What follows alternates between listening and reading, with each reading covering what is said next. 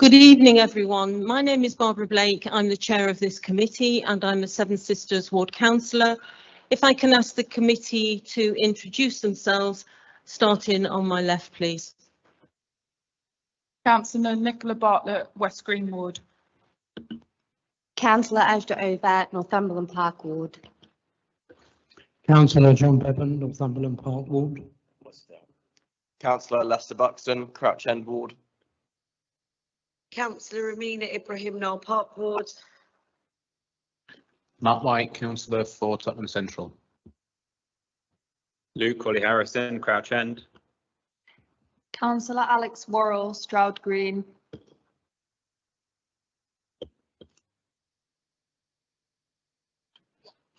Reg Rice, councillor for Tottenham Hill Ward. Thank you. And vice chair of the committee. Thank you, Councillor Rice. If I can ask the officers present to introduce themselves, please, starting from my left.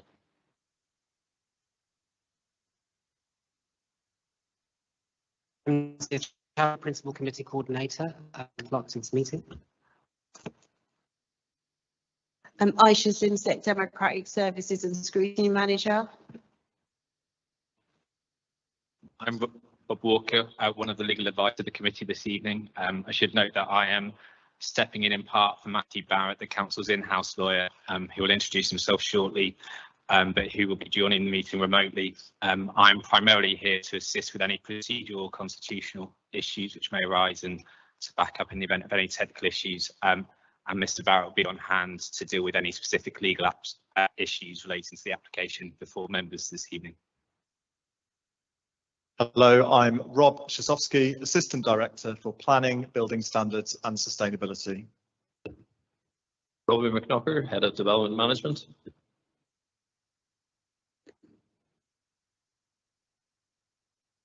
Philip Elliott, Principal Planning Officer. James Dorr, Planning Consultant, assisting Haringey with this application.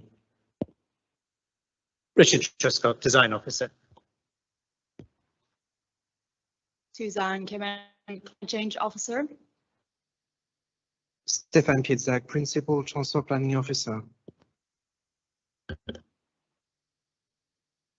Bob McIver, Head of Building Control.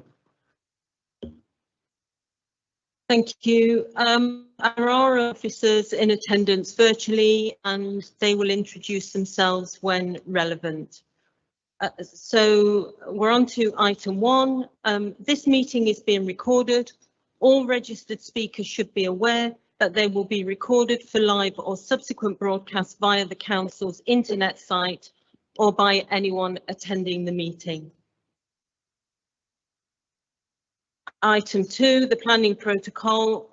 Members and speakers are requested to note the information set out at item 2 on the agenda. And we are now on to apologies. Apologies for absence have been received from councillors George Dunstall and Yvonne Say. Councillor Amina Ibrahim is present as a substitute. Welcome, Councillor Ibrahim. There are no items of urgent business. Do members have any declarations of interest? Councillor Ibrahim. So I would like to declare a personal interest in item 8 in consideration of one of the objectors. I hold the Arsenal Football Club membership and am a member of IESA, Arsenal Independent Supporters Association. I will be voting on this item and would like to place on record that I will be considering the planning decision at this meeting with an open mind and have taken into account all relevant material planning considerations. Thank you, Councillor Ibrahim. Councillor Bevan. I would like to declare a personal interest in item 8, repeating what is in my register of interest, that I received and then donated some Spurs tickets to the Guns N' Roses concert. I would also like to declare a further personal interest in item 8, that I'm a member of the Residents Consultative Group.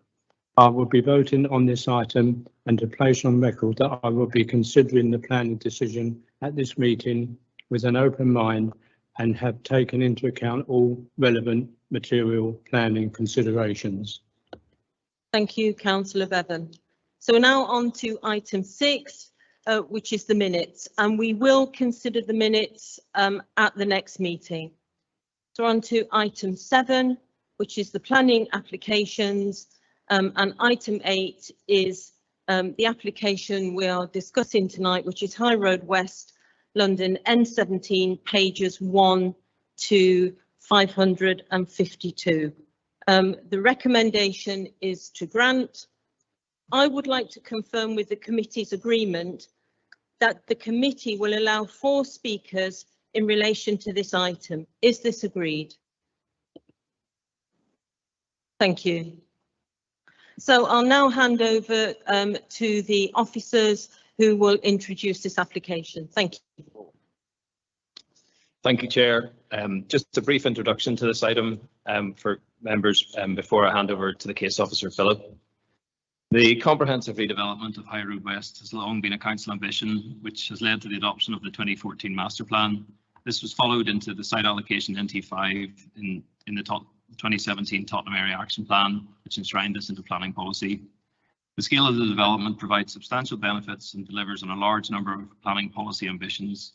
These include improvements to health and well-being of the Love Lane residents through estate regeneration, the comprehensive placemaking, which will lead to improvements to the area identified to be in deprivation, the provision of 500 social rent homes with free provision of Love Lane estate rent levels, an uplift of over 250 homes above the existing number of social rent council homes on the Love Lane estate, up to 2,929 high-quality sustainable homes, including 35% affordable homes by unit, 40% by habitable room, between 7,000 and 41,000 gross internal of commercial, community, leisure floor space, including a new library and learning centre, a minimum net increase of 240 full-time equivalent jobs once operational, and a further 93 full-time associated supply chain jobs, a new public park, public square and pedestrian and cycle routes, improved connectivity to White Hart Lane Station, 1,200 construction jobs, 1,200 construction supply chain jobs, up to 267 million of gross value added to the economy every year during construction,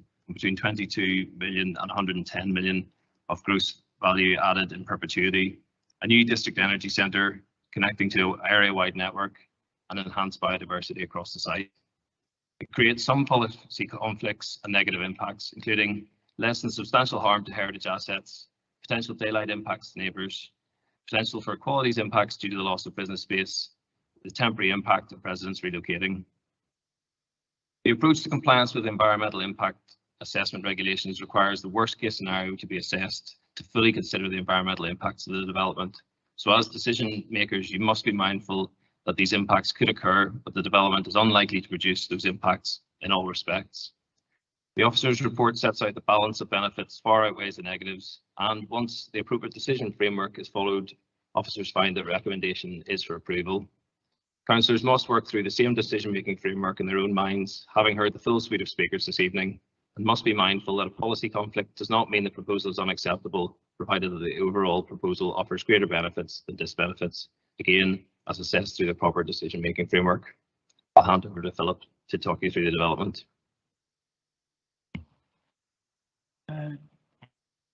So firstly, I just wanted to draw members' attention to the addendum issued this afternoon, which includes additional objections from Tottenham Hotspur Football Club, the Met Security Advisor and other interested parties. The Council has responded to those objections in the report and made clarifications and corrections to aspects of it. There is an error on page 66 of the report pack in table 6, line 2. Line 2 should read social rent with 500 homes and 1,730 habitable rooms, which is 23.6% of the total. Line 3 should read shared ownership, 416 homes and 1,164 habitable rooms, which is 15.9% of the total. We have also received another objection from the club, Tottenham Hotspur Football Club, relating to crowd flow matters, which missed the publication of the addendum. This has been reviewed by the council's independent crowdflow advisor, who believes the points have already been addressed. Further correspondence has been received from the Met Security Advisor, which states that they have no objection to the proposed development per se, but highlight the need for the crowdflow arrangements to be shared with the club and the British Transport Police and emergency services for comment. This is covered by conditions and obligations in the report. So this is an application for outline and full or detailed planning permission at the site known as Haringey West in Tottenham. The outline part of the proposal is shown on this image in blue to the east of the railway line, with the full or detailed part, also known as Plot A, shown in red to the west of the tracks at the southern end of the site. The outline element of this hybrid application includes the demolition of most buildings across the site, albeit with the retention of some listed and locally listed heritage assets, to create a new mixed-use development, including uses such as residential, commercial, business and service, leisure, community uses, and sui generis uses.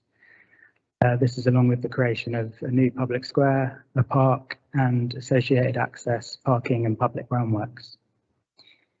The full or detailed element of this hybrid application includes the demolition of 100 Whitehall Street and Whitehall and Tenterden Community Centre, and the construction of new buildings of 5 to 6 stories containing 60 new affordable homes and open space.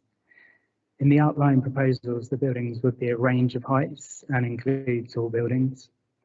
Up to 2,869 new homes are proposed, in addition to the 60 homes proposed in Plot A. And at least 35% of the homes would be affordable, which is 40% by habitable room. At least 7,225 square metres of commercial, office, retail and community uses are proposed, which include a library and learning centre. The proposed public park would be a minimum of 5,300 square metres, and the public square would be a minimum of 3,500 square metres in size. Other landscape, public realm and pedestrian and cycle routes are also included. So outline applications allow for a decision to be made on the general principles of how a site can be developed. Outline permission is granted subject to conditions requiring the subsequent approval of reserved matters applications. Reserved matters are the aspects which are not included in this outline application.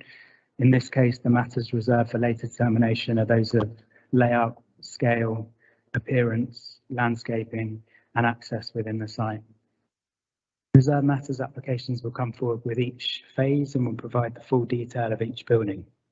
Members may remember this approach from recent applications at Clarendon Square.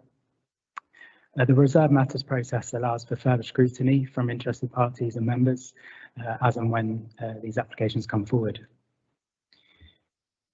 So the site is located within the North Tottenham to the west of the High Road. The borough boundary with Enfield is located nearby to the north. Immediately to the east of the site is the Tottenham Hotspur Stadium and its associated redevelopment. The existing site is split by White Hart Lane. To the south of White Hart Lane is the Love Lane Estate and the station and the railway line. Beyond this, to the west is Whitehall and Tenterden Community Centre. At the high road frontage is Coonscroft Library and a row of commercial units that include Tottenham Health Centre. To the north of White Hart Lane, there are a mix of industrial and commercial spaces, as well as statutory listed buildings. There are also other locally listed buildings within the site. The main industrial areas are the Peacock Industrial Estate and Carberry Enterprise Park. The west of the site to the north is dominated by the Goods Yard, which is a cleared site with permission for a mixed-use development, and the northern end of the site is occupied by the B&M out-of-town style shopping store. This site is otherwise known as the depot and also has permission for redevelopment. This next slide just identifies some of those key points of interest across the site and shows the largely commercial, business and industrial uses to the north, with the local authority residential uses to the south.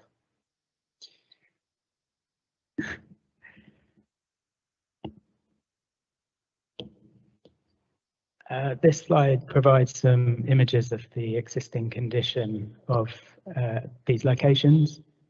It shows the character of the housing estate to the south with the tall tower blocks, the new White Hart Lane station, the heritage assets along the High Road and White Hart Lane, the character of the industrial and warehousing to the north, a large out-of-town shopping centre and images of the Cannon Road housing development to the north of the site.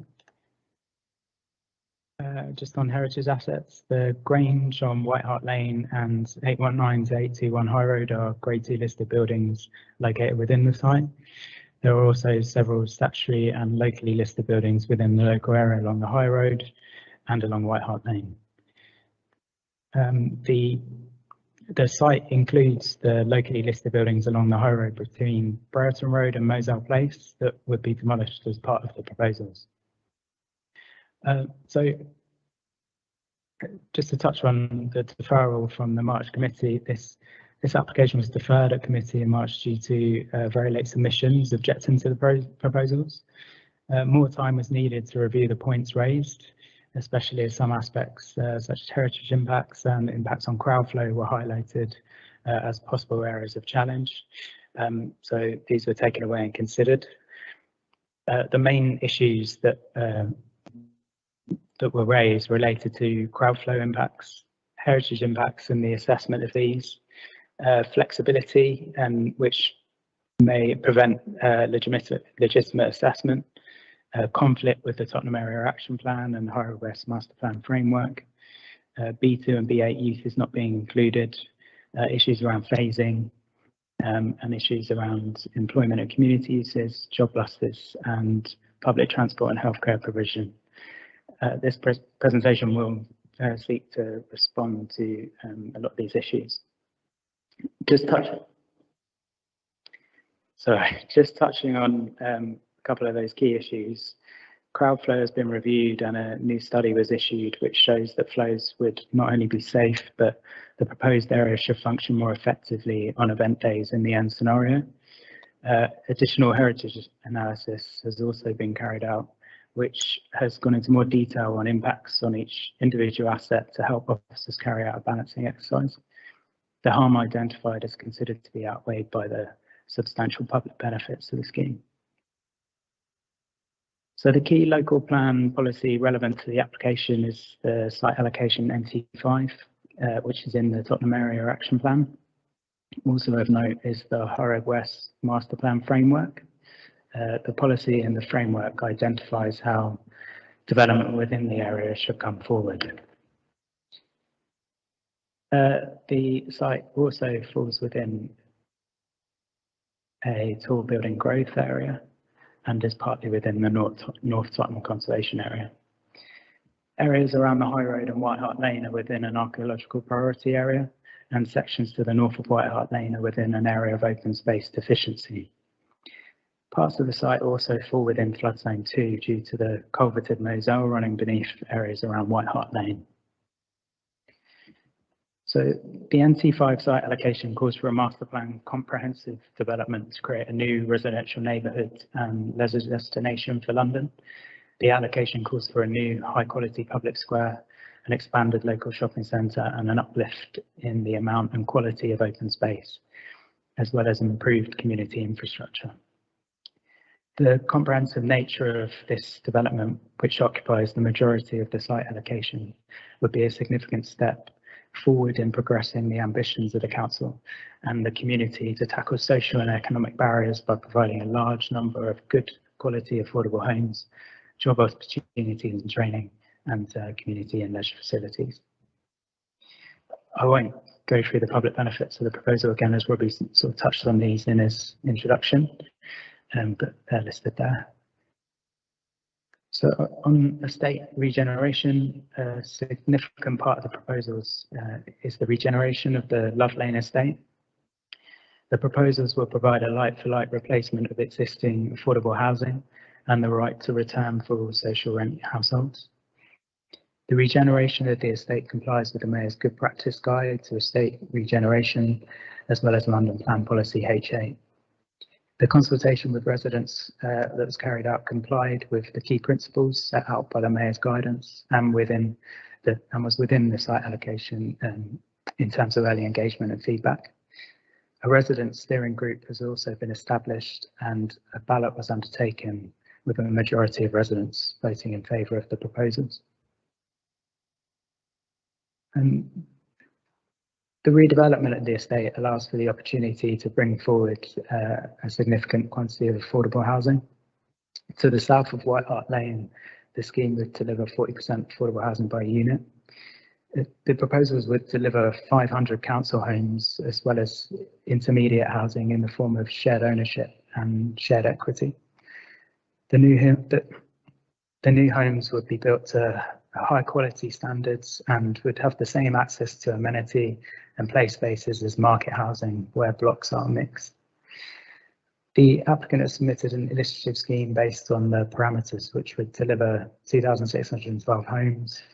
This figure for total numbers of homes in the illustrative scheme shows that it would deliver just under 1,000 affordable housing units. So the indicative phasing for the proposals indicates that a large proportion of affordable housing would come forward in the early phases to the south of White Hart Lane.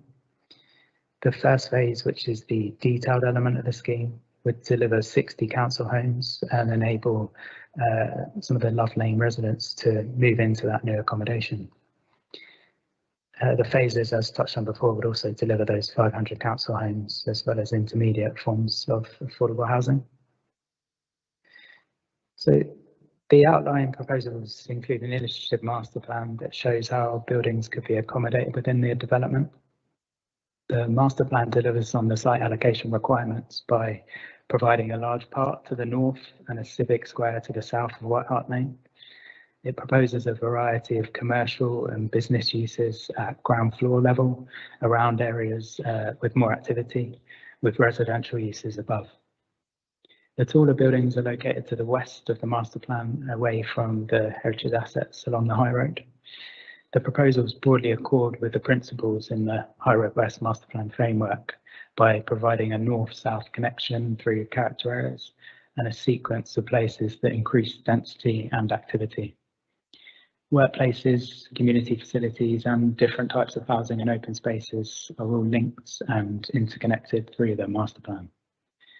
The proposals will enable better links to the station and safeguard the potential pedestrian route to the west of the tracks to the north of the master plan. It also includes the library and learning centre on the high road, which would be at the heart of the civic square. The public realm would also be improved throughout the site and where it connects into the wider area.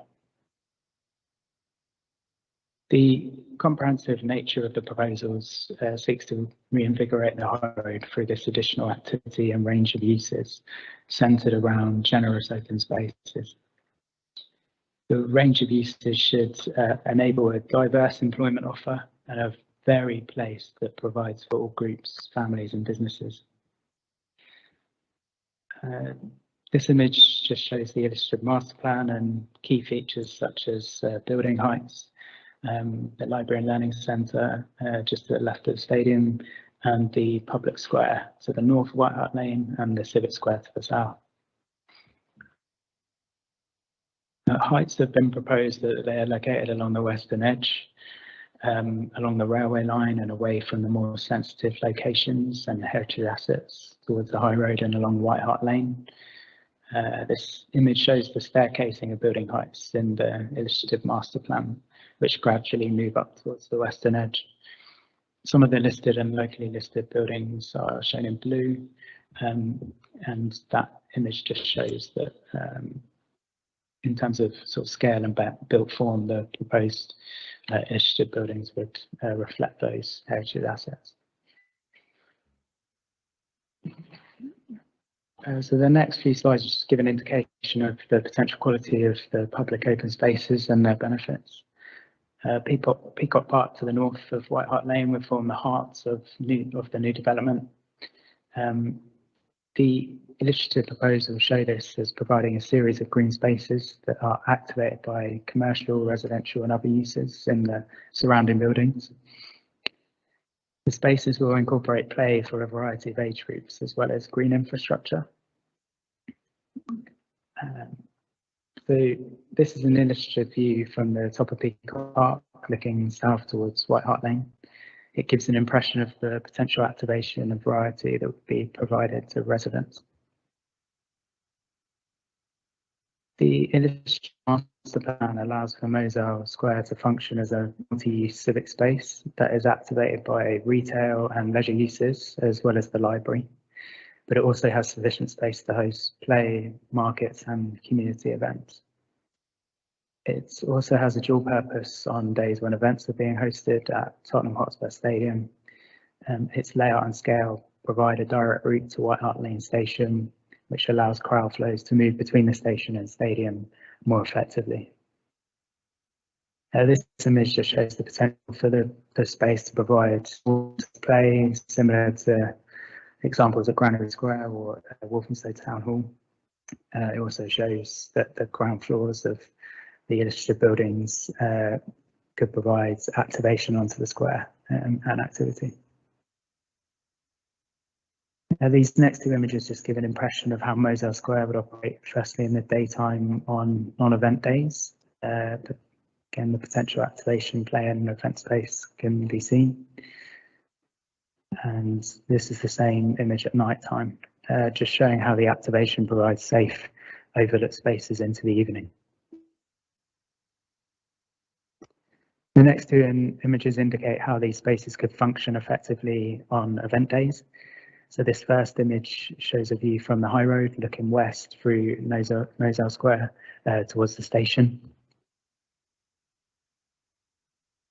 And on event days, this image just shows an image from Tottenham Hotspur Stadium looking northeast, shows how shows that direct route for crowd flows, obviously when the high road's closed off just before an event. And finally, this is an image along White Hart Lane, which shows the Grange in the forehand just to the left of the image.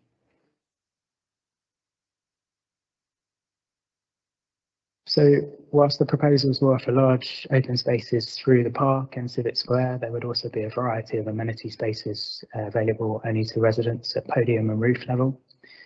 This slide indicates where the different types of amenity would be located, as well as the location of green roofs. The play strategy will allow for doorstep play, as well as play on the way and equipped play in the larger open spaces. The podium gardens, this slide shows the size of the podium level amenity spaces in comparison to the associated buildings. It also shows the expected amount of roof level amenity spaces, providing private amenity away from those public open spaces. The podium gardens within the illustrative scheme show generous spaces that allow for play as well as relaxation in private space that is located away from the livelier spaces beyond the building. Just a bit on the aspects. 65% of the homes across the illustrative master plan achieve dual or quad, and all 3 and 4 bedroom homes dual or core aspect with no north-facing aspect homes being proposed.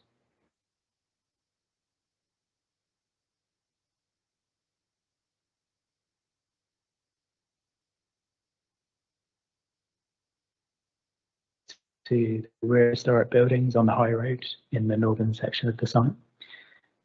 Although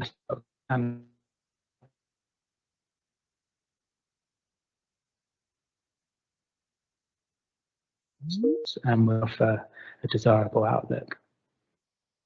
That will also be assessed with each reserve matter submission, and as further plot testing around the number of homes which either aspects or benefits increase. So the outline submission seeks approval for several control documents, which include master plan, design code, and the diversification. This slide shows the maximum extents of the parameter plans in a dotted blue line. The maximum extents would not be possible to be built out because of the limits and restrictions within the other control documents. The maximum extents allow a degree of flexibility that enables future reserve matters applications to bring forward the most ideal solution for the site without needing to amend those parameters. This image shows the applicant's illustrative scheme within the maximum parameter extents, which gives an indication of how the control documents work together to restrict and limit the scale of development. The image also shows that different architectural approaches will be used to ensure the things proposed at reserve matters stage deliver on aspects of the allocations, such as heritage sensitive and residential approaches where this is relevant. The design code sets out approaches and guidelines that must be followed when developing detailed proposals at the reserve matters stage. It outlines where certain aspects must and should be provided in order to ensure quality structures are adhered to, whilst also allowing for innovation and flexibility.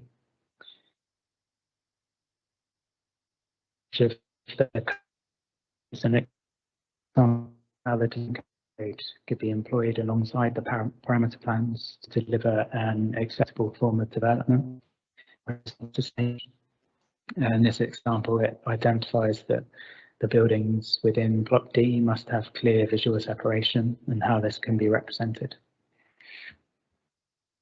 The last control document is the development specification, which identifies the minimum and maximum floor space that is the each development zone. So these next few slides just explain how the control documents work with the considerations to restrict and limit development in the parameters. This is an example of Zone 2, which includes Block B and C, with on Brereton Road to the south of the site. So this first image just shows that you begin with that development zone. Then the parameters set up minimums between buildings and the plot extent. You then have the parameter plan to identify maximum heights of the different parts of each plot. Then the development specification identifies the uses within the building. The development specification also identifies the minimum and maximum floor spaces of those uses within the building. This image showing how this control document would prevent the maximum parameters being built out. The design code then starts to identify where tall elements must be located and identifies where podium amenity spaces are required. It also requires buildings to limit impacts on daylight sunlight, overshadowing, and on views. Beyond the control documents, the buildings would also have to ensure they comply with policies relating to wind, residential quality, and again, daylight sunlight. This further limits the built form. Buildings also need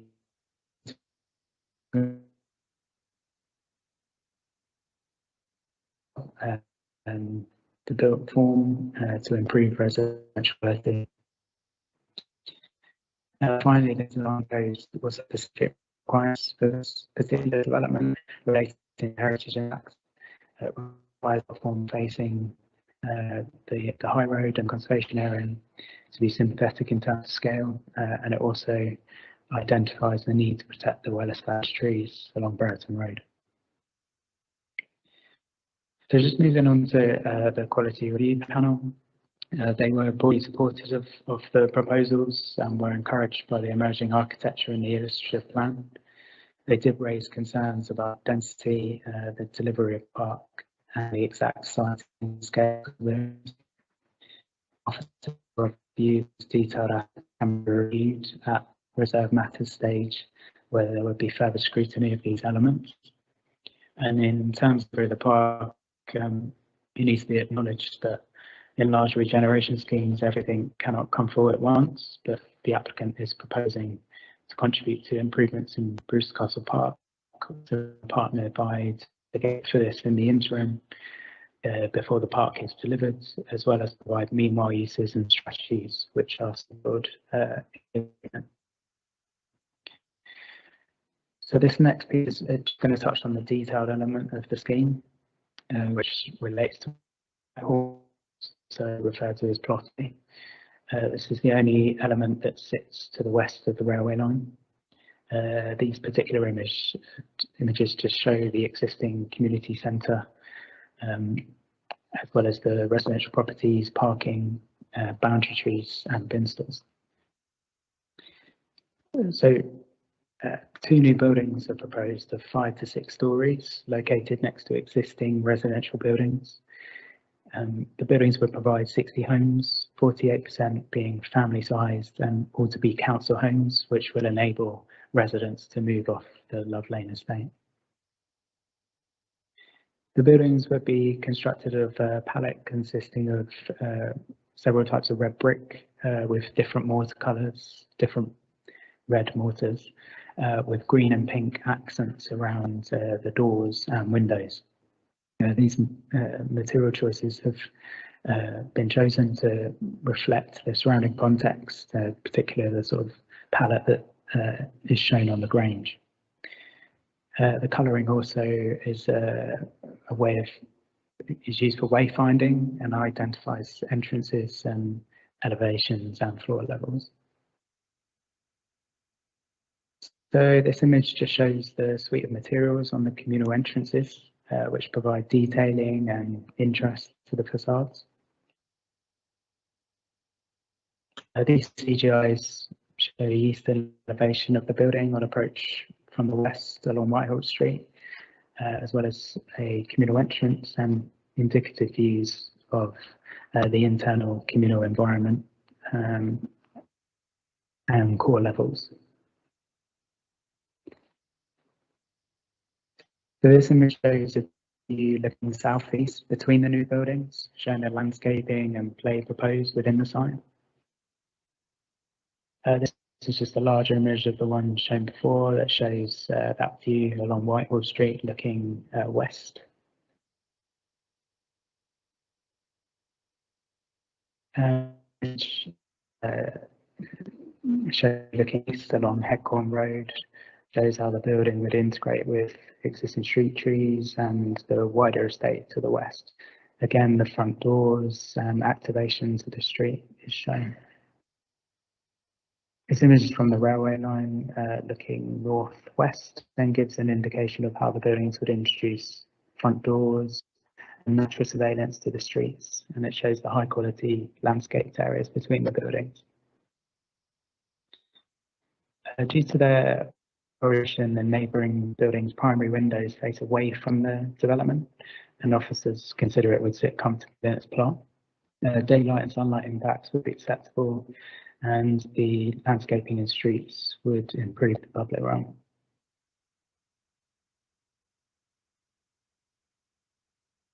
So moving on to other matters, there have been some queries about rent levels and service charges. It has been agreed that charges for existing Love Lane residents would be set at no more than 10% above the rent for an equivalent property on the estate.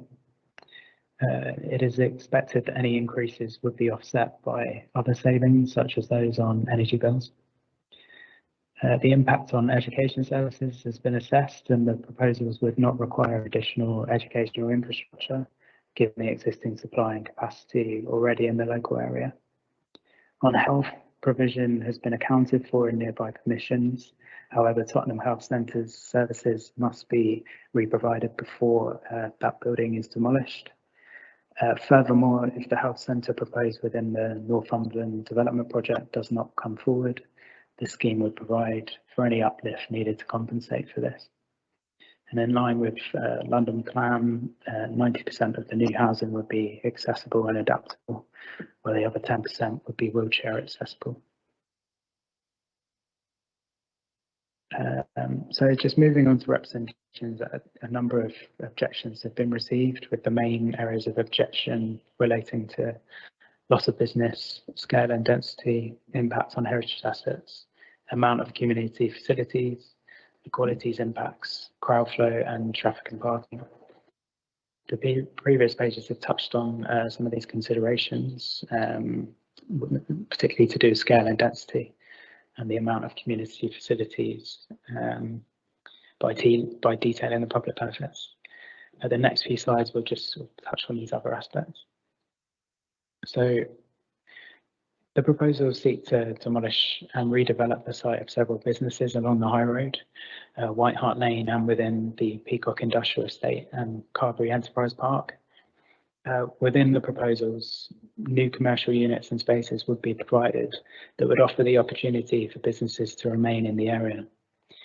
An obligation will require the applicant to submit a strategy for business relocation, which engages fully with all affected businesses, maximises relocation options within the site or locally, and provides support to businesses whilst also minimising disruption and involving fair negotiation. Planning obligations would also secure the provision of affordable workspace, and the scheme would provide and support a number of jobs in the construction phase, as well as provide an uplift in employment when completed. The proposals are in general accordance with the aims and objectives of both the site allocation and the master plan. The scheme seeks to bring forward the majority of the regeneration areas set out in policy NT5 in a clear and comprehensive manner, which was what was originally envisaged in the High Road West master plan. Several of the proposed buildings are taller than the master plan identified, but permissions elsewhere within the site have accepted this evolution. The proposals would provide a residential density capable of delivering the proposed affordable housing, the public open space, new pedestrian cycle links, and new commercial and community floor space. These benefits are considered to outweigh any deviation from the High Road West master plan framework. And just a note there, just to add that B2 and B8 uses have been added to the description of development, but they're also included in the development specification in the original submissions. So the officer report, including the addendum, provides an accurate assessment of the heritage impacts of the proposed development. The harm identified to them has been described in the report and balanced against the public benefits of the scheme when making the recommendation. In this case, the impact on designated heritage assets subject to design detailing has the potential to result in an upper level of less than substantial harm. However, it is considered that this harm has been clearly outweighed by. This is a staff announcement. Can we come to the office? That's only to the office. Thank you. In this case, the impact on designated heritage assets subject to design detailing has the potential to cause an upper level of less than substantial harm, which we consider that this harm has been clearly outweighed by public benefits of the proposed development. As I also mentioned, that as reserved matters come forward, there will also be the opportunity for further scrutiny of the individual buildings, which is expected to reduce any identified harm.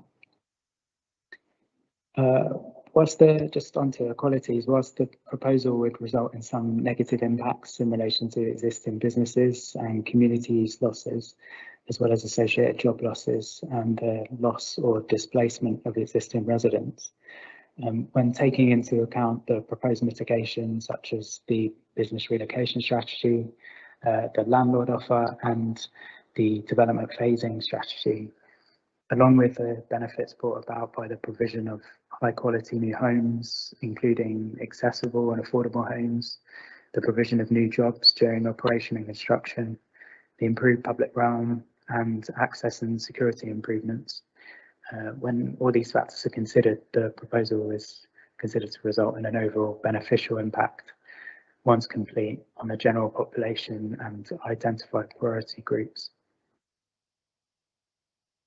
Just to pick up on crowdflow, the studies and independent peer review that the council has commissioned have concluded that at least equivalent queuing provision as existing would be provided during construction and when the development is completed.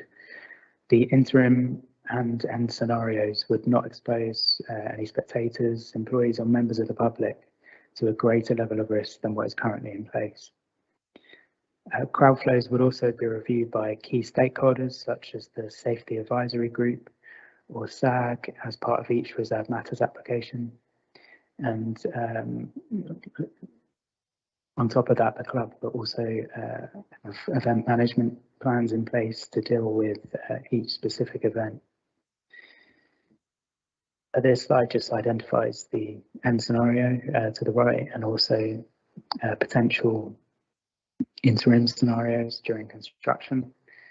Essentially, the conditions and obligations that in the officer report would ensure that the new studies that are produced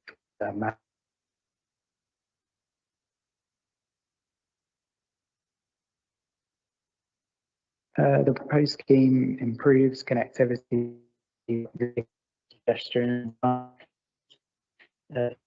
deliver a north link and a new public square that would provide a direct link from White Hart Lane station to the Tottenham Hotspur Stadium. Parking can be accommodated within the site and the surrounding road network in line with requirements.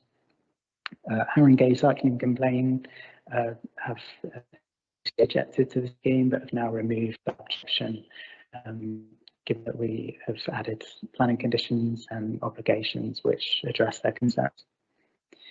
The proposal would also contribute to improving cycling in the area through a Section 106 obligation towards the facility and protect cycle facilities along the high road from Seven Sisters Station to the boundary of Enfield.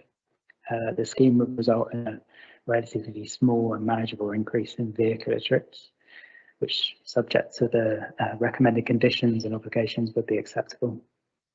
And an assessment of the likely cumulative effects, including taking account of the likely public trips with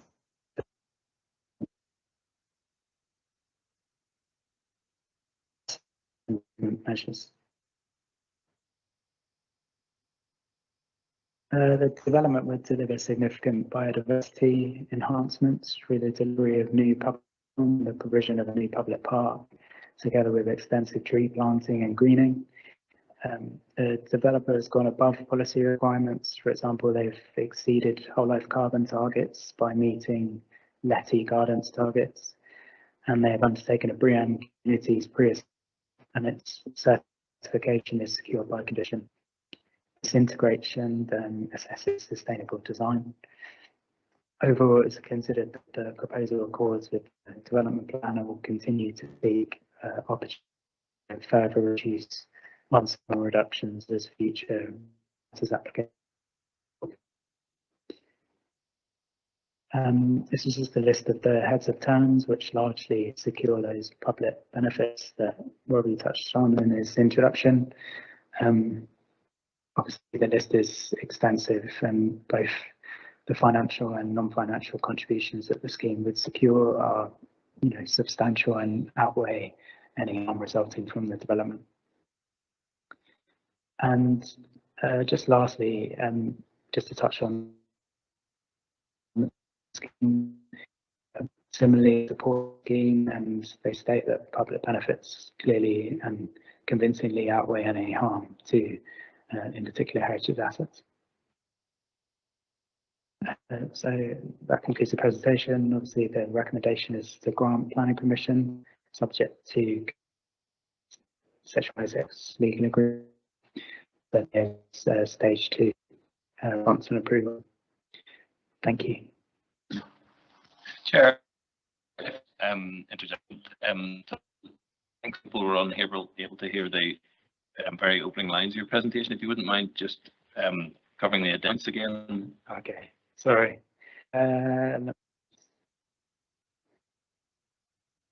So So the addendum issued this afternoon includes additional objections from Tottenham Hotspur Football Club, the Met advisor and other interested parties. The council has responded to those objections in the report and made clarifications and corrections to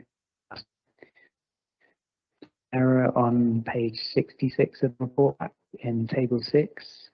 Line 2 should read social rent with 500 1,700 rooms, which is 23.6% of the total. And line 3 should read shared ownership 406 rooms and 1,164 habitable rooms, which is 15.9% of the total. We have also received another objection from the football club relating to outflows, which missed application of the addendum. This has been reviewed by the council. Further,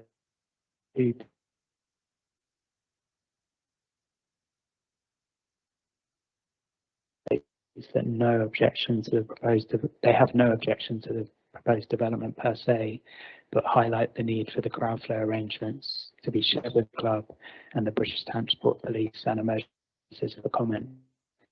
This is okay.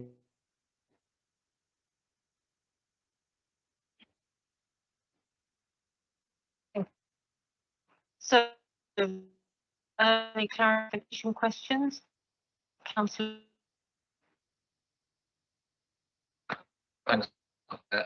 Yeah, I've got a couple of very brief, quick clarifications, like more detailed questions. So first of all, on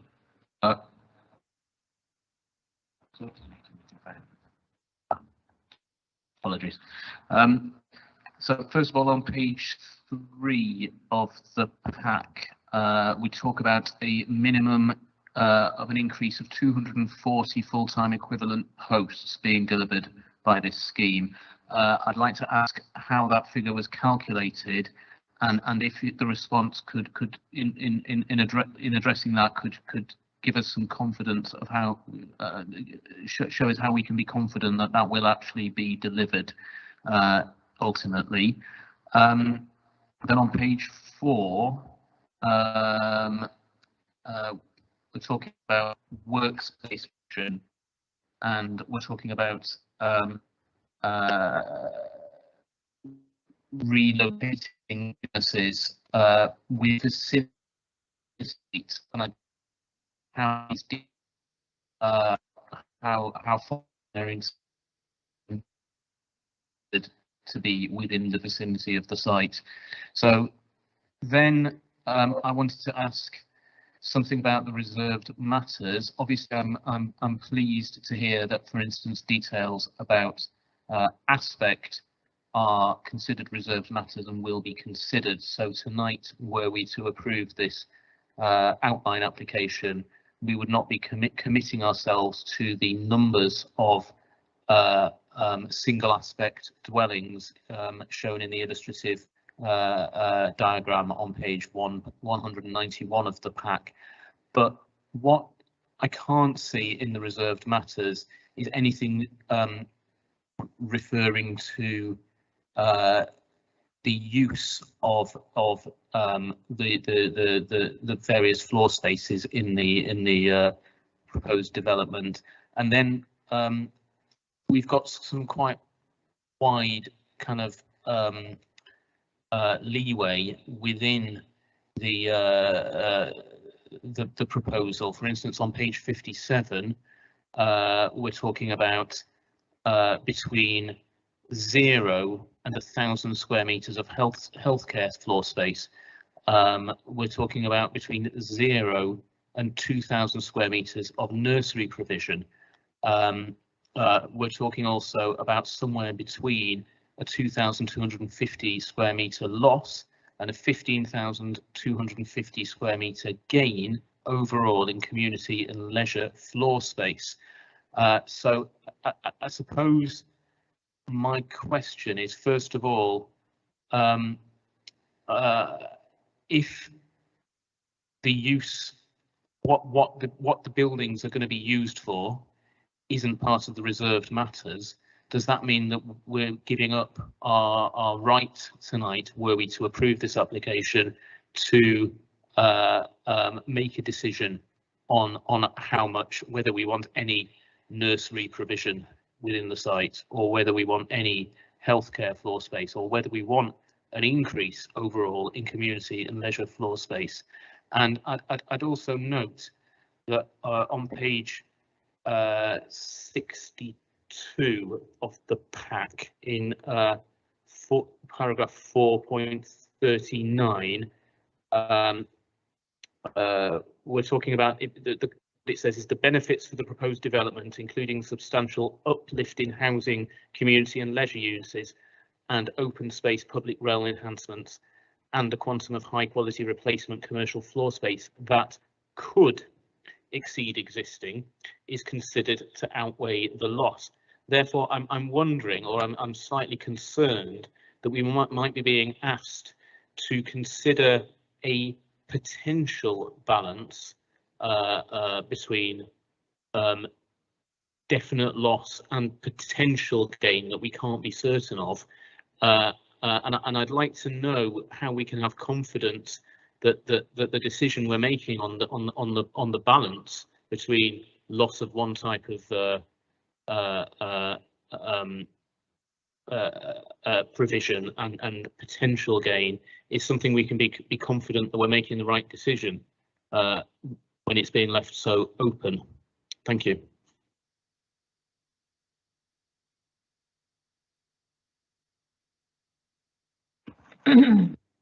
Thank you, Councillor White. Please.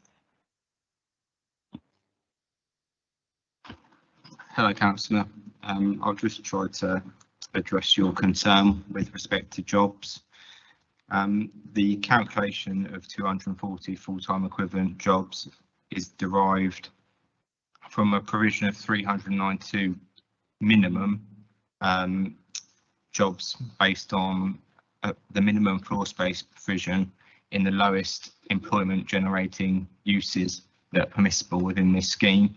And it also accounts for the fact that the business relocation strategy will not result in job losses in the majority of cases, because they'll be relocated elsewhere within the borough. So that's where that 240 full-time equivalent figure has been derived.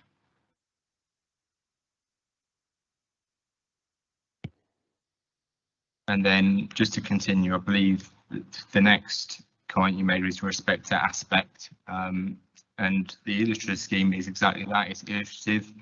There's a whole package of design work that will need to go in before the reserve matters come in, and that will be subject to further assessment with respect to aspect and quality review and scrutiny from officers and ultimately yourselves, and the aim of that will be to maximise the number of multiple aspect units.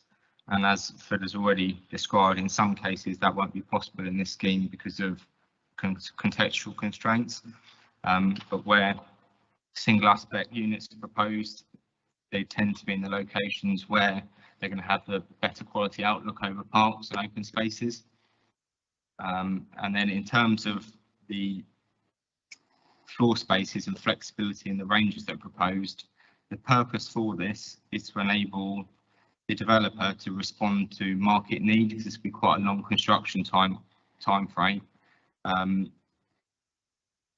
So that's why we have got these ranges, and obviously the parameters set out minimum maximum extents and tend to want the sort of commercial floor space at the lower ground floor levels. So that sort of dictates a little bit why that flexibility is needed, as well as the fact that some of the community uses are going to be displaced to other locations in the borough. I'm just trying to remember now exactly where you were going with that point. In terms of your control, you are granted planning permission tonight for the development set out in the description and in the control documents, and that does include the ranges of floor space that is set out in the report. So that is what you'll be approving tonight. There will be no scope at reserve matters stage to insist on uplifts or downlifts of that floor space, but officers are satisfied that even if the minimum floor spaces are provided, there will still be significant benefits coming through from the development, especially in relation to jobs. There will still be a net increase in jobs, and also if you're in the lower realms of the community use and business floor space, you'd naturally get an uplift in housing to uptake that floor space, and that also provides benefits of its own. I think I've covered most of what you might need to. Yeah, and just a couple of points to add there. For example, health was one of the uses you were concerned by. Although the parameters show a minimum of 0, there is an existing health facility on site. There is a planning obligation to re-provide that floor space. So that would ultimately result in a re-provision. There is also an obligation to ensure that any uplift in demand for healthcare is covered. So that sets out a couple of options. There's an existing planning permission for a health facility on the Tottenham Hotspur site, which is yet to be developed. So that is provided for in the area already through that planning permission. If that doesn't come forward, then the applicant has an obligation to provide sufficient floor space to cover that uplift.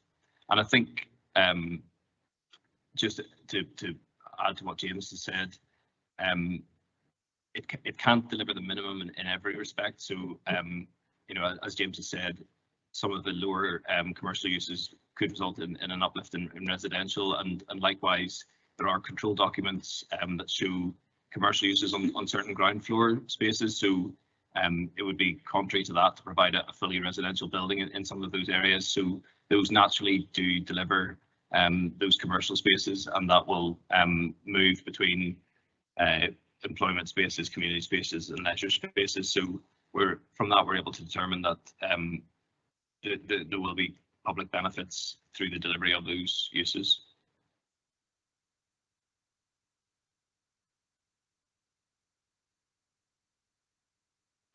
Yes, thank you, Chair. In terms of the definition of the vicinity, that hasn't been defined yet. I would suggest that will need to be first of all, the London Borough of Haringey, and then any surrounding boroughs. And that will be something that we can draft into the more detailed 106 when that's brought together. Councillor Corley Harrison. Thank you, Chair. Well, first clarification is following on Councillor White's point, which in reference to what Mr. McKnocker said, if we can't have the minimum, presumably we can't also have the maximum listed, which I think was just over 40,000 square meters of commercial floor space, because presumably that would have a knock-on impact. I mean, it would have to exist somewhere, right? So if you were to maximise all that out, what would disappear, basically? Or if you maximised it out, would it mean that the parameters within the extant shell outline are maxed on lower levels and then smaller on up? So if you could just explain that. And then I'm also interested in the figure of 8.57 hectares. That's the total site, isn't it, including A? Yeah, you're nodding, Philip. Of that, how much is owned by the council? How many hectares is owned as council land, or percentage? Of that, how many of the 500 social homes are going on to council land, and how many are going on to private land? And then finally, there was a graphic provided by Tottenham Hotspur that showed the extant scheme maxed out with some of the buildings. Now in the presentation, there was reference to the fact that that couldn't be possible because some of the conditions on one building would have an impact on, let's say, an adjoining building, which meant that it couldn't be up to a maximum stories or a maximum size. So from your perspective as officers, is that document that we've been provided by Spurs inaccurate?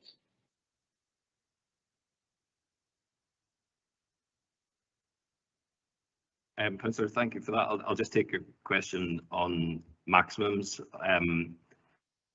So, as we've said, the environmental impact assessment requires you to model the worst case scenario so in some instances, the worst case scenario would be the maximum. So in terms of transport trips, things like that. So those are modelled for the purposes of the environmental impacts assessment for matters that could have an impact where the maximum is provided. In terms of the sort of pushing up and down of different uses, I think you're correct in your assessment that you could maximise commercial floor space and that would reduce residential. That is all in play, but there are so many multiple scenarios. We can't speak to all of those, and that's why the environmental impact assessment asks us to do what it does to assess the worst case scenarios to ensure that those are acceptable. I think I think the next question was on council homes. Do you want to go?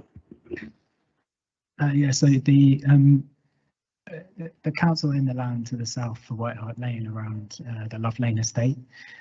So that's, you know, and Coombs Cross Library as well, and Whitehall and Tenterden Community Centre. I wouldn't have the exact hectares of that, but the 500 social homes would all be coming forward on. The 500 social homes would all be on that area of land. I think it's approximately 2.8 hectares.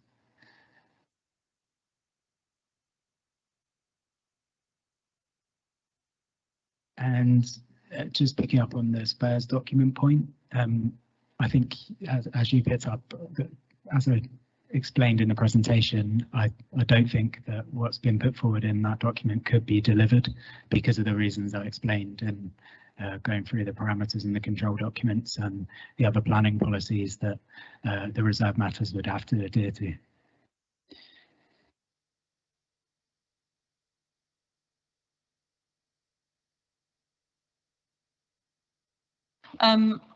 Councillor Rice.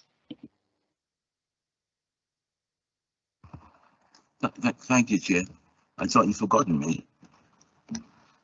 Can I ask, first of all, in terms of the parameter which comes on in this application, whose decision was it to include certain buildings, dwellings, houses, businesses within a parameter for decision in respect of development, and how was that decision made, and what actually engaged people's mind who made the decision?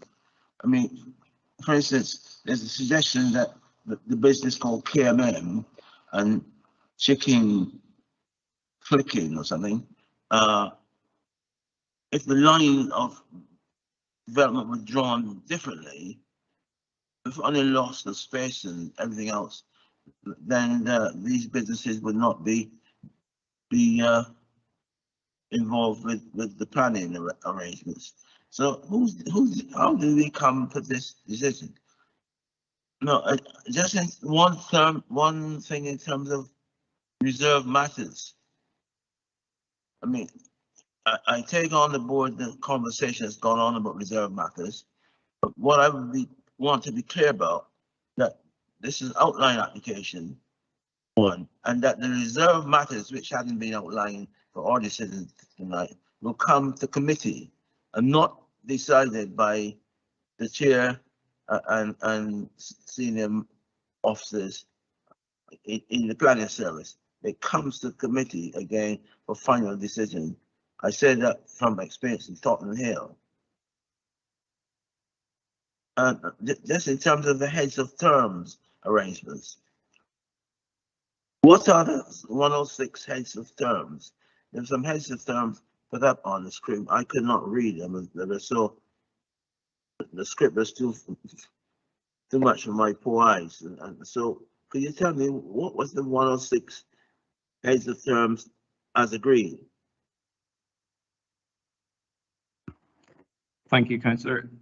In terms of your question about the red line of the application site, I would just take you to page 55 of the report and paragraphs 4.8 onwards.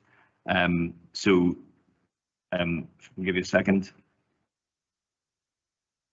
This sets out the Tottenham Area Action Plan's approach to comprehensive development and notes that that's often in the public interest, whilst incremental schemes are more easily delivered.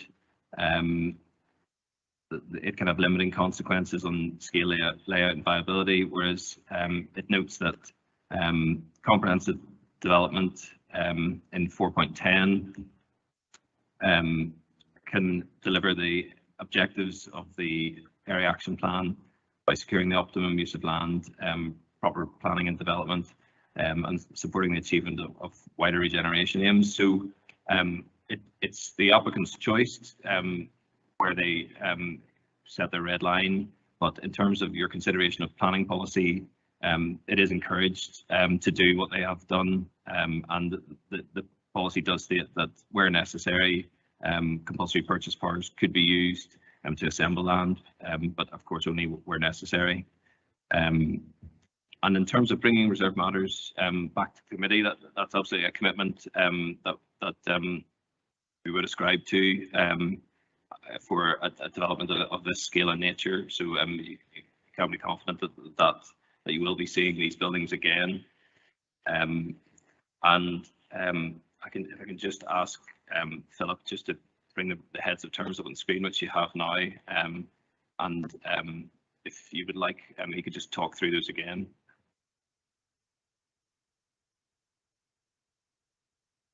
Yeah, so they're listed from page 4 of the committee pack, but also just touching on some of those main ones would be workspace, the 35% affordable housing provision and the associated review mechanisms, the 500 council homes, improvements to public realm, streets and open spaces, the delivery of the library and learning centre, which should be designed through an architectural competition, healthcare provision, public park and public square, obligations around public art, transport obligations, employment and skills obligations, and construction partnership and a commitment to consider constructor scheme and connection to the DEN and carbon offsetting and ultra fast broadband. So that's just a summary of the key heads of terms. Thank you. So Councillor Over, and then I've got Councillor Ibrahim afterwards. I just have a two-part question regarding businesses and employment of local residents. So the first part is in relation to the businesses. I understand there have been businesses present within the proposed site for many years, and they have raised concerns regarding the scheme and relocation.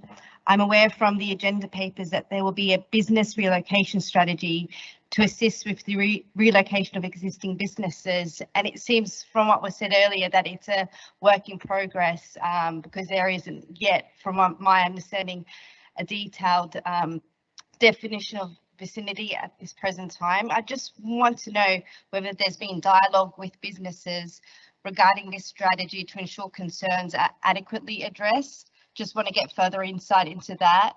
And secondly, in terms of employment of local residents, it is stated at page 53 of the agenda pack that the proposal provides the opportunity to deliver on benefits the community have identified through consultations such as job and training, and there will be a net increase of 240 full-time equivalent jobs once operational.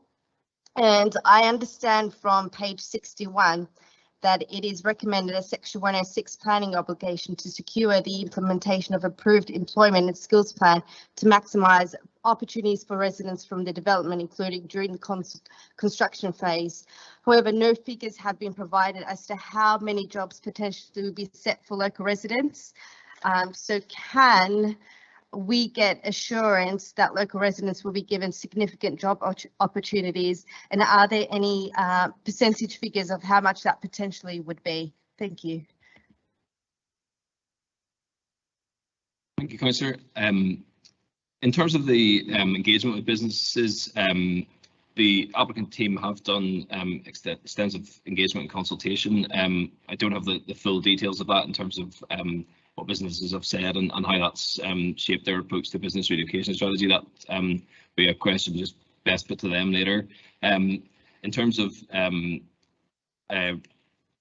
local employment, our standard obligations are for 20% of construction jobs to be for local people.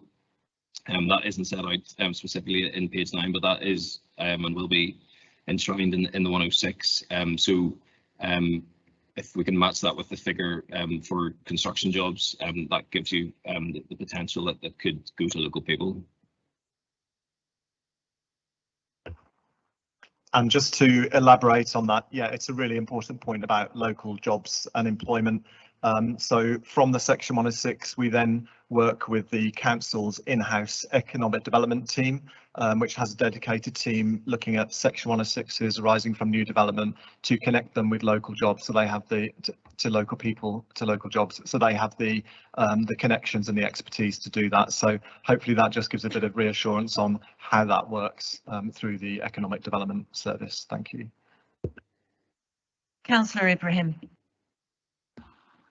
Yeah, so my question is, I wanted to explore this issue about the kind of what was kind of mooted as somewhat of a trade-off between the amount of housing that's going to increase and the loss of community and leisure floor space. So would an increase in housing, or the level of the increase in housing, not effectively by definition require there to be at the very least well, at the very least for it to remain the same, not at the potential which is proposed here, which could happen, let's say it will happen, which could happen, which is a net loss of 2,250 square metres.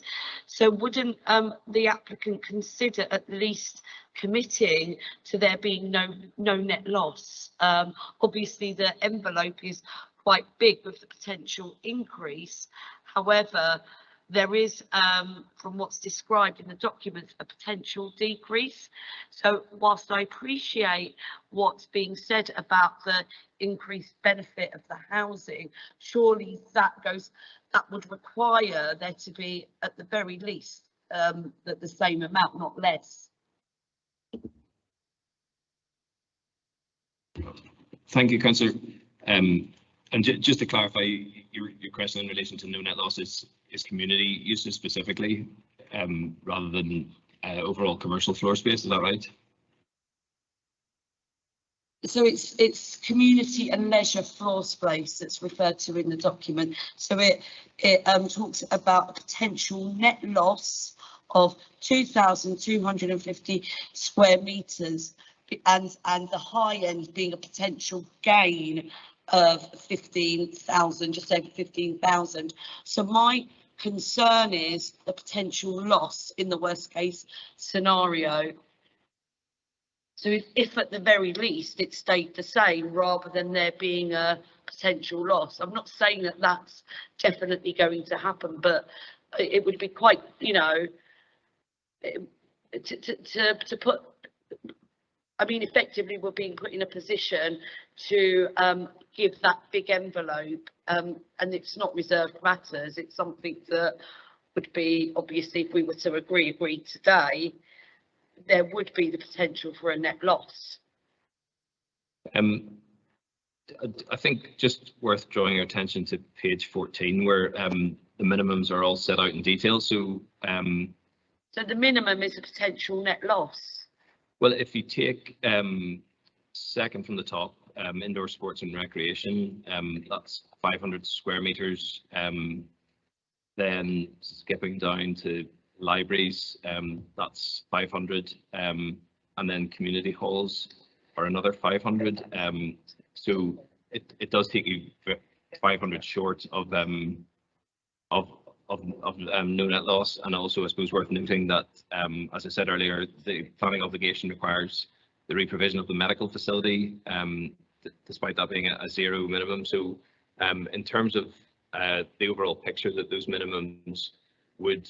Sorry, can I actually read the sentence on, it's 4.22, and it says, the proposal could therefore deliver between a 2,250 square metre GA net loss in community and leisure floor space and 15,250 square metre net gain in community floor space. So it actually says that it could deliver a net loss.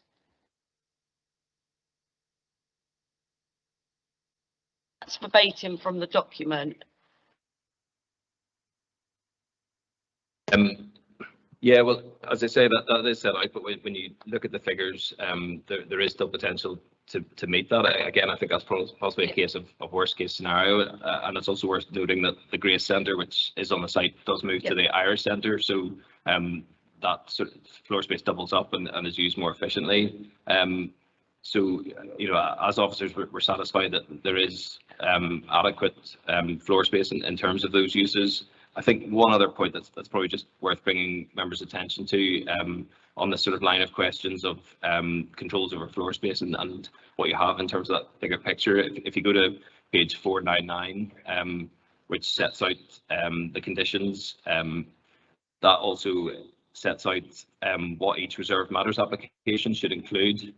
So the sort of second bullet point is a planning compliance report, and that will set out certain uses and points. So point two, the workspace, housing, retail and delivery. So as much as we have to paint the picture of the worst case scenario, as each phase comes forward and we're provided with reserved matters, we will have an ability to look ahead and to understand what the bigger picture will be, and as much as we're not controlling that at the core of those issues, there will be an opportunity to influence that and to ensure that the development provides what would seems a reasonable expectation of those uses. Thank you. I've got Councillor Bevan. Yeah, just the officer said about the land. My understanding is that as the development progresses, all the land passes freehold from the council to the developer. So even the council housing and the library would not be on freehold council land. It would be transferred freehold to the developer, well, on the 250-year lease. That is my understanding. And then when you go through the report, there's actually 4 density figures mentioned in this report. It starts off at 1200 on page 44, 1400 on page 45, 1650 on page 49, and the final density figure is 2929. Now, to my knowledge, this scheme has been revised 3 times, and I would ask you to consider whether you consider that to be overdevelopment. And then it mentions viability, and it gives a build cost in this report for the whole scheme of £801 million. Now, I'm assuming those build costs are already about 6 months out of date. Now, my assumption is this scheme is probably not viable at the present time. So what would you expect the developers to come back to us and say, we cannot provide this anymore? And then my last point is, I've heard figures bandied about that the single aspect units will be approximately 20%. I know someone else has mentioned this, so can you perhaps give us a bit more information on that? Thank you.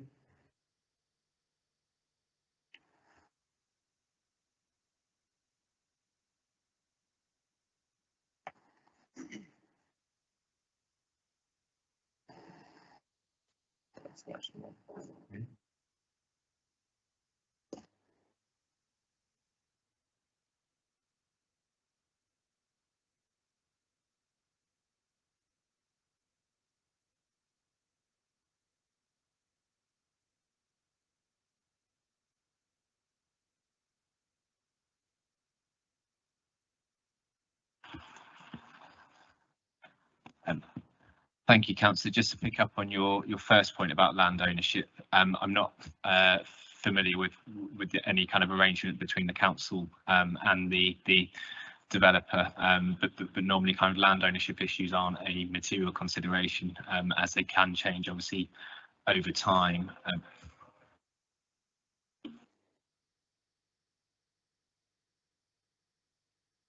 Just carry on, please. Can you just carry on? Yes, thank you, Chair.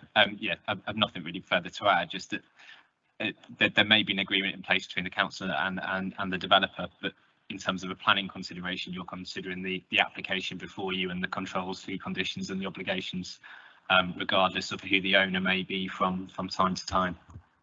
We'll come back. We'll come back to that in this question in the applicants section. So we just on to the question about overdevelopment.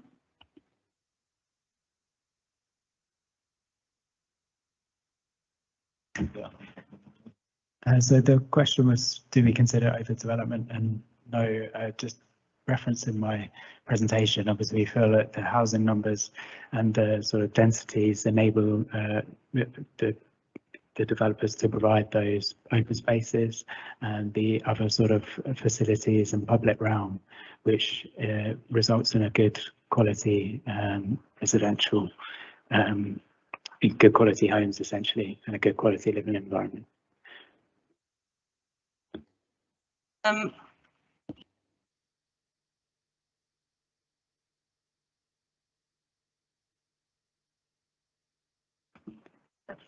So just on the single aspect point, as we sort of touched on before, as the RMAs come back, we will assess those again, and we'll look at each individual development plot and look at whether the single aspect units are inappropriate or not meeting standards, and if they don't, then that application would be refused. And there's the opportunity to obviously improve those numbers.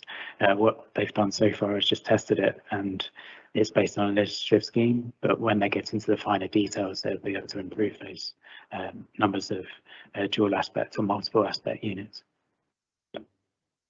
Thank you. Councillor White. Thank you, Chair.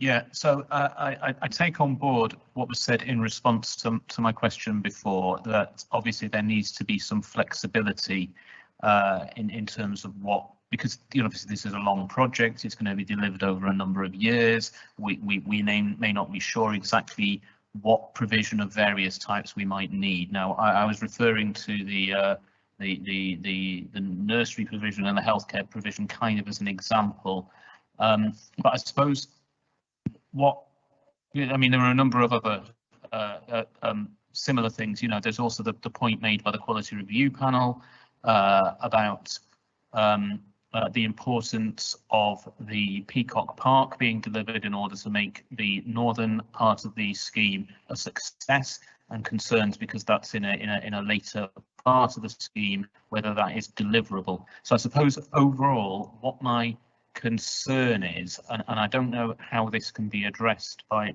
officers, but it seems to me that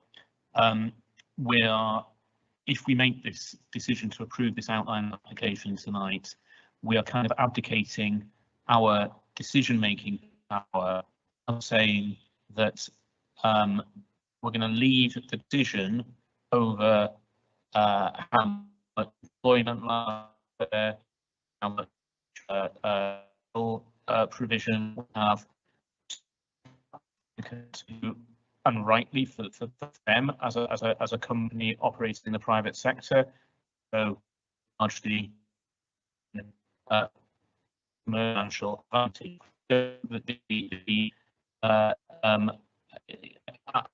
It's not necessarily going to. I'm wondering way we can keep that power to make the decision on planning grounds over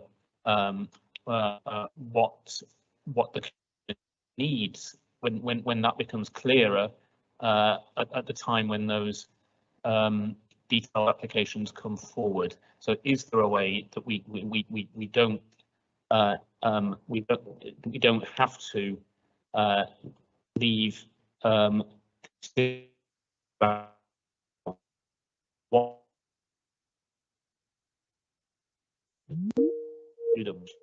power to that decision, given that this and that.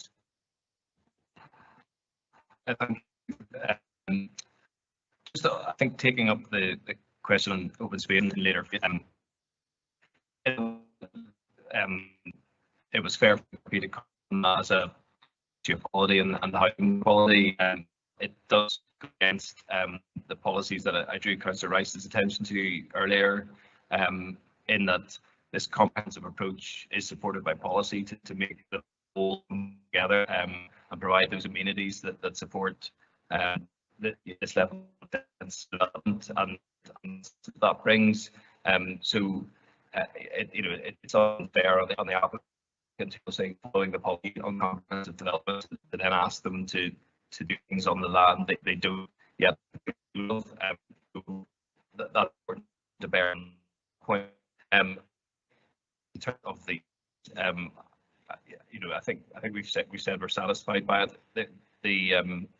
We understand the need for flexibility, and I think it's important to bear in mind that for this to be a successful development for the developer, it will have to have those necessary amenities for their residents. A nursery, somewhere for them to spend time with other members of the community. Complementary leisure uses. So their aspirations for placemaking will influence that. I think probably having given you several answers on that, it is perhaps one best fit for the applicant now in terms of what their aspirations would be and whether they would accept any controls on that. So I think that's probably all I can say on that at the moment.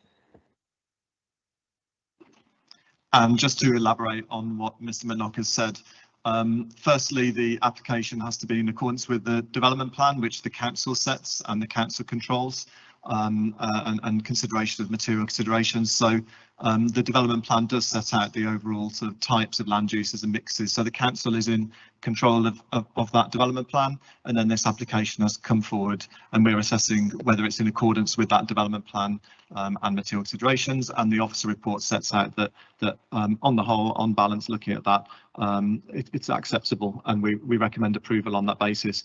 But not only that, in addition to the planning policy control, and planning policy will still apply to future reserve matters as well, as set out by colleagues earlier. There's a whole range of the different parameter plans and mixes and various minima and maxima that have to be applied. So that is still within the control of us as planning authority when this is being determined. So there's still quite a significant amount of control for us as the planning authority through planning policy and through future reserve matters. Councillor Corley-Harrison. Thanks. Yeah, I just want to get some clarity on the figures, the unit figures and the affordable figures. So there's three primary figures shown: 2612, 2869 and 2929. 2869 and 2929 seem to relate to whether it includes site A or without site A. So what's the 2612? Because that figure seems to have been used to calculate the 35% affordable.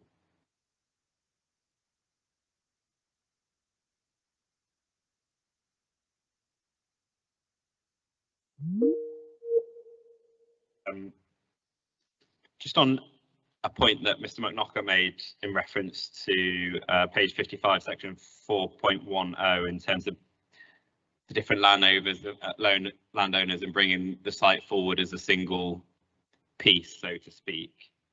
If you can just provide some detail on the existing approved applications, the applications that appeal, how they fit within the master plan, if Spurs really start building their developments as they are, how that sits within this plan. And similarly, there is in section 4.11 a sentence which says a planning condition is proposed to allow future planning consents on the site to be incorporated into the master plan and prevent conflicts arising through overlapping planning permissions. I don't understand how a condition can be applied to this application that would limit someone coming forward with their own application within the site boundary and doing what they want effectively, so long as it is on balance benefit. So perhaps if you can clarify that. And then on the calculation of viability, there's a figure that's redacted, which is the compensation cost. Compensation for what? Who's it going to? That's on page 68.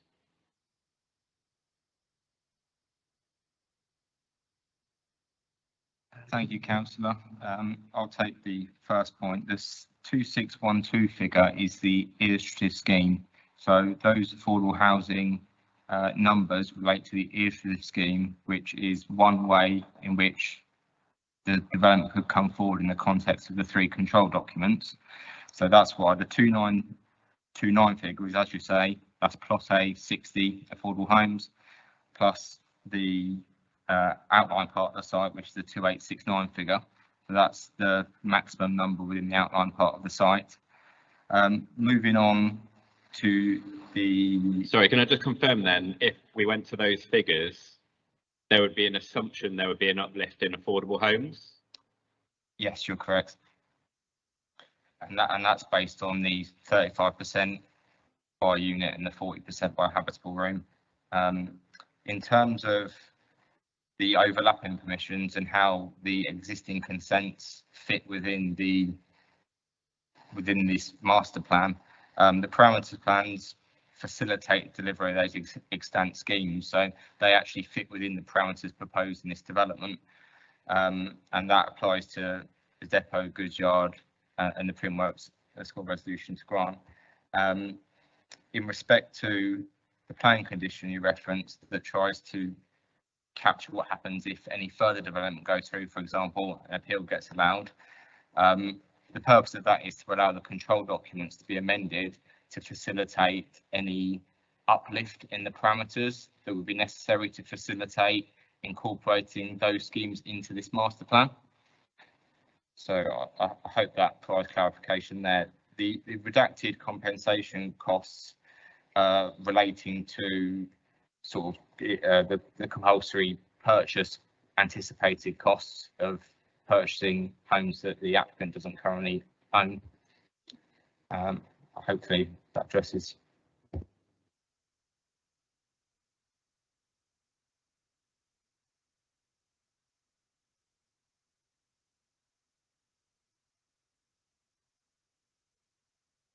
Okay, thank you. Any more questions? No? Thank you. Okay, so we now move on to the objectors. Paul Burnham, you have 3 minutes starting now.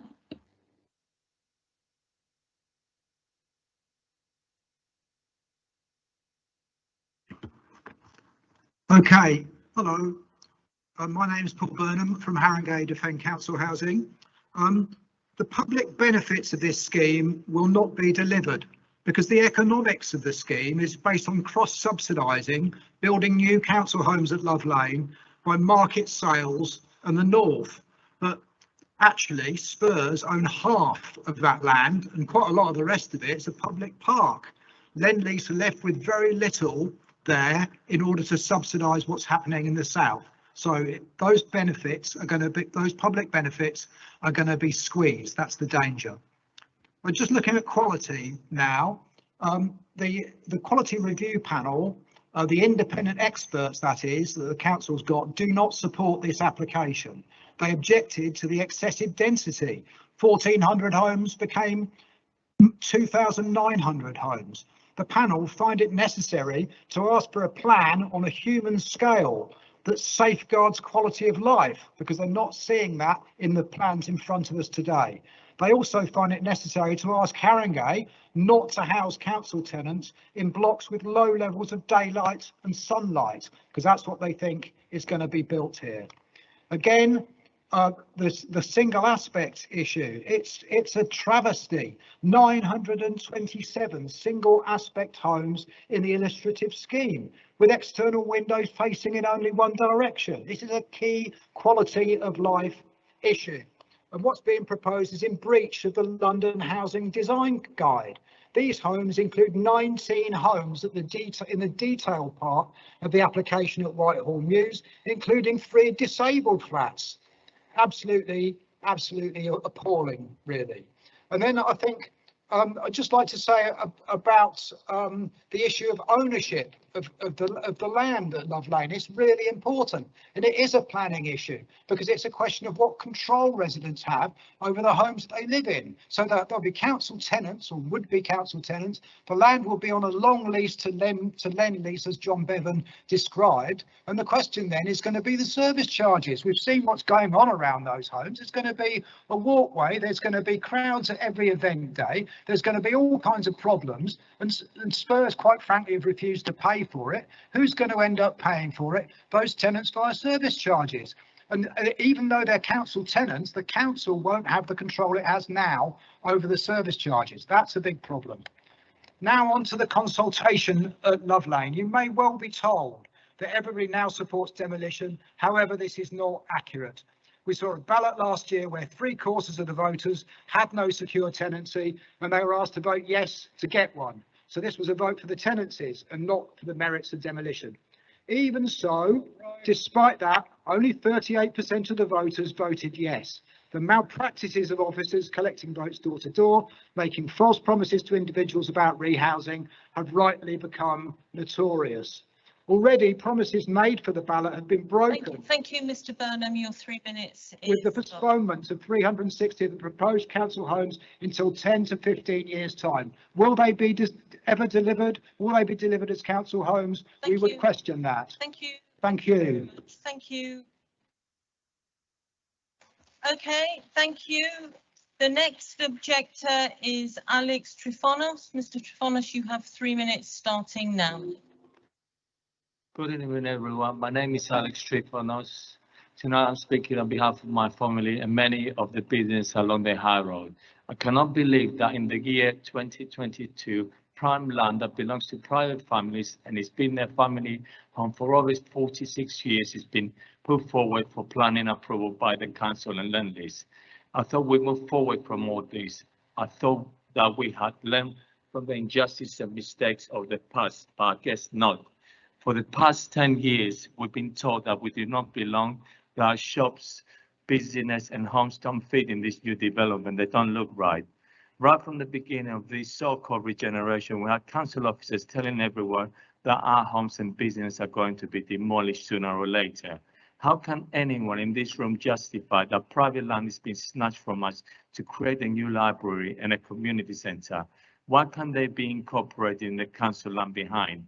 We always had the library along the high road built on council land, a library that was under threat of closure for many years from this council. We also had a Loveland Community Centre at the back of the Loveland estate, which I used to use as a child called Tottenham, until the council decided to close it in the early 1980s. Now, all of a sudden, the council is trying to promote the idea that it's delivering a new library and a community centre on our land to justify themselves. Why has this council closed the existing one? In the past 10 years, this council has spent an average of 220,000 on each of the rest of the high road shops renovating them, while they just spent the last 10 years trying to get rid of us. My message to the committee members is that we have earned the right to remain as part of the Tottenham High Road community. Our objective is consistent with the views of the local community who have been clear that they want to keep the existing historic character of the high road and all the shops and business along there. The shops on the high road proposed for demolition on this application provides full-time employment to over 60 people, homes to 15 families, and the health centre to over 4,500 residents. The overall job loss in the area is over 690. We have made these points again and again to the council, but have been ignored. We feel like the community of Tottenham High Road as just an inconvenience to be overcome and bought off for the sake of more important interests. The years of this proposed scheme has cast a dark shadow on our lives and families. The stress, the anxiety, the sleepless nights, the not knowing what tomorrow will bring has affected our everyday life. Our mental and physical well-being would never ever be the same again. No other human being should ever be subjected to this. We have earned the right to be part of this development and remain where we are, not to be demolished. Thank you, Mr. Trefonis. Can you just allow me one more minute? I'm about to lose everything we had. Please. Just finish your sentence, Please, just give me one more minute. Just finish your sentence. I'm aggravated. I have to come along tonight to justify my business and the homes of my family. The injustice is shared by everybody in the Tottenham area. Something Haringey Council and its developer, nothing. Right, thank you. Okay, 1 minute. Tonight, you must not let history repeat itself by allowing our land to be taken away from us. Right, just like the Bruce family. Thank you. So thank you, Mr. Half a minute, please. Mr. Trefonis, I have to be fair to everyone. Councillor Barbara, I'm about to lose my home. My family's about to lose their home. We'll live there. Can we move on to Tottenham Hotspur Football Club, please? And that's Farouk Tepeye. Thank you. I have to be fair to everyone. Could we? Thank you. Thank you very much. Thank you. Hi, this is Farouk Tepeye. I'm the former director of Peacock Industrial Estate, and I'm going to speak on behalf of. Just right. Can right? Your time starts now. Your 3 minutes starts now. Thank you. Stop. Are you speaking on Peacock Estate? Yeah. Okay. Can you make that clear? Sorry, it's Tottenham Hotspur's football club. There you go. Thanks.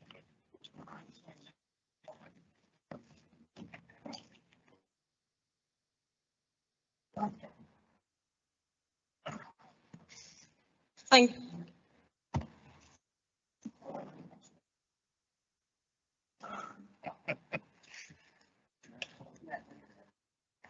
Okay, are you ready? So your 3 minutes starts now. Thank you.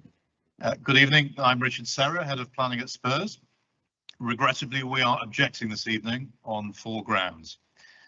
Firstly, this application is a departure from the Tottenham AAP and the High Road West Master Plan Framework. These documents were produced by the Council after extensive consultation. Why are they now being ignored? The AAP envisaged a balanced place to live and work and to provide real opportunities for people after the riots. The scheme before you will need to lead to a net loss on site of nearly 300 jobs in a borough with one of the highest levels of unemployment in the country. Employment, as we know, is a key driver of regeneration and improving people's quality of life. The scheme is virtually entirely residential, over 97% of it. So there is simply no meaningful commitment to community, leisure or employment uses. It is poorly designed residential, and now your own QRP cannot support the current proposals, concluding it would create a generally poor height and overdevelopment. Secondly, the safe movement of people has still not been properly addressed. Over 1 million people use White Hart Lane station every year. The Metropolitan Police have objected, and as of today, continue to object to this scheme on the grounds of safety and security. I should say at this point, unless there's been a further letter today, a third letter that we're not aware of from the Metropolitan Police, Mr. Hughes has misled you in saying that they have no objection per se. For this reason alone, you should not be granting planning permission. You have a duty to satisfy yourselves that the scheme is safe, and you simply cannot reach that conclusion this evening. Thirdly, the officer reports asks you to set aside all the acknowledged scheme deficiencies and issues that everybody has raised in order to secure GLA funding. According to the officer report, the scheme isn't viable, not even with the £90 million of public subsidy. Obtaining public subsidy should not be the reason to grant approval of a scheme of such poor quality and override so many significant concerns. The level of scheme uncertainty is unprecedented, the scheme benefits inadequate and unclear, the harms unquantified and the crowd flow safety not proven. Fourthly and finally, you are not simply agreeing a first phase of 60 houses. If you approve this scheme tonight, you'll be fixing the maximum heights, maximum floor space and uses of the development within the minimum and maximum parameters across the entire site. There can be no going back. You will have no power at reserve matters stage or through conditions to insist upon more than the minimum floor spaces permitted or to change the balance of uses in order to provide greater employment, community or leisure facilities. And as you've heard from officers, the market will not drive the community facilities upwards.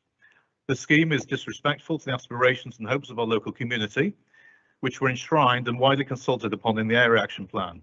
We strongly urge you to refuse this application. Thank you.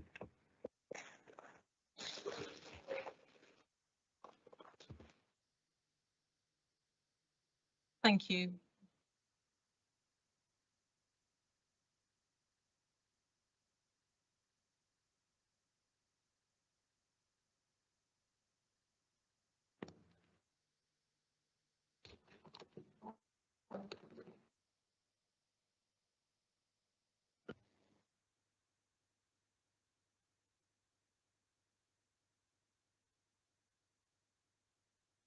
I'm just seeking clarification. If you could just bear with me for a moment, please.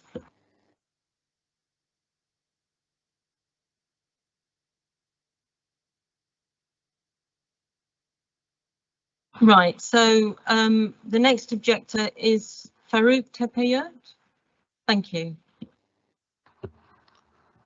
My name is Farouk Tepeyot. I'm here to represent, I'm the former director of Peacock Industrial Estate, and I'm representing Peacock Industrial Estate and the small traders on the High Road and White Hart Lane. Haringey is the fourth most deprived borough in London and the 13th in the country. Peacock Industrial Estate is a business oasis within a deprived area. We have a unique position, as most of us own the freehold units and some of us have long-term leases, and we manage our own estate. We generate an income through match-day parking. The planning officer's report states that 85 businesses support around 690 jobs. Half of those jobs are on the High Road and White Hart Lane, and half of those jobs are at Peacock Industrial Estate. The jobs at Peacock Industrial Estate, they are highly skilled jobs. They're well paid. They're paid. Most of the jobs are paid well above, London minimum wage, and most of us are self-employed. If you go to page 13 and 12 of the additional addendum, you will see more details about our estate. Now, you need to be aware that the applicant, despite a warning from the council and the misleading promise from Avni Mehta, who is the senior director of Land Lease, is proposing to scorch to earth the whole estate. They're proposing to demolish all our 30 units, to demolish 85 businesses on the High Road and on White Hart Lane, and get rid of us. The warning came on 25th of October at the pre-application briefing to the Strategic Planning Committee. The officer's report stated that the loss of industrial land would need to be mitigated by inclusion of a minimum amount of floor space, which they avoided.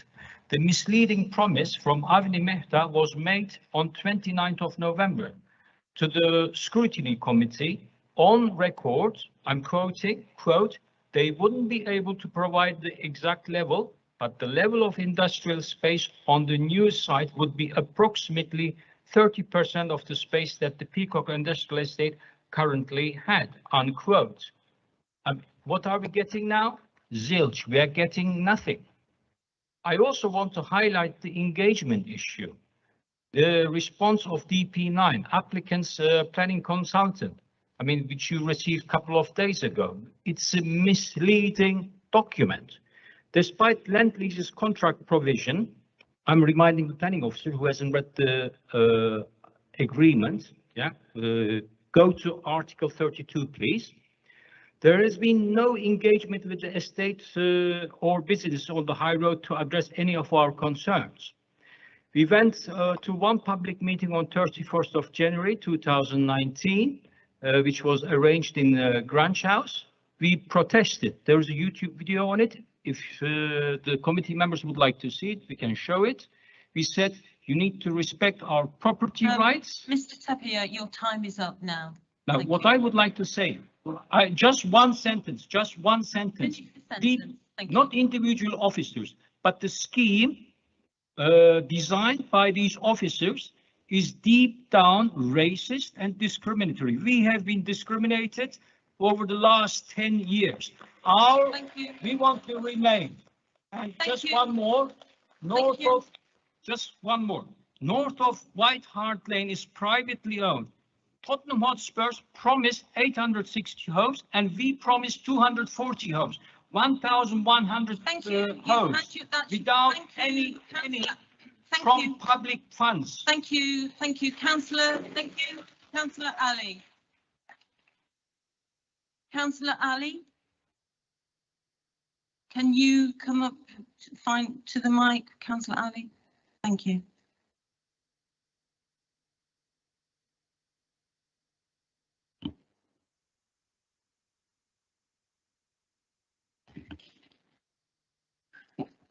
Well, tell us when you're ready, and you have 3 minutes.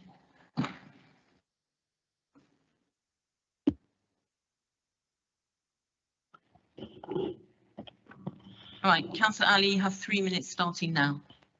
Good evening, everyone. Thank you for giving me the opportunity to speak. We're in a very difficult situation because I'm one of the 3 new councillors for this ward, and this scheme has come very quickly after the election. So we've not had the time that we would have liked to really give this some thorough consideration. However, there are 4 points of concern I'd like to raise with the committee today. They should not be seen as formal objections, and I'll explain why that's the case shortly.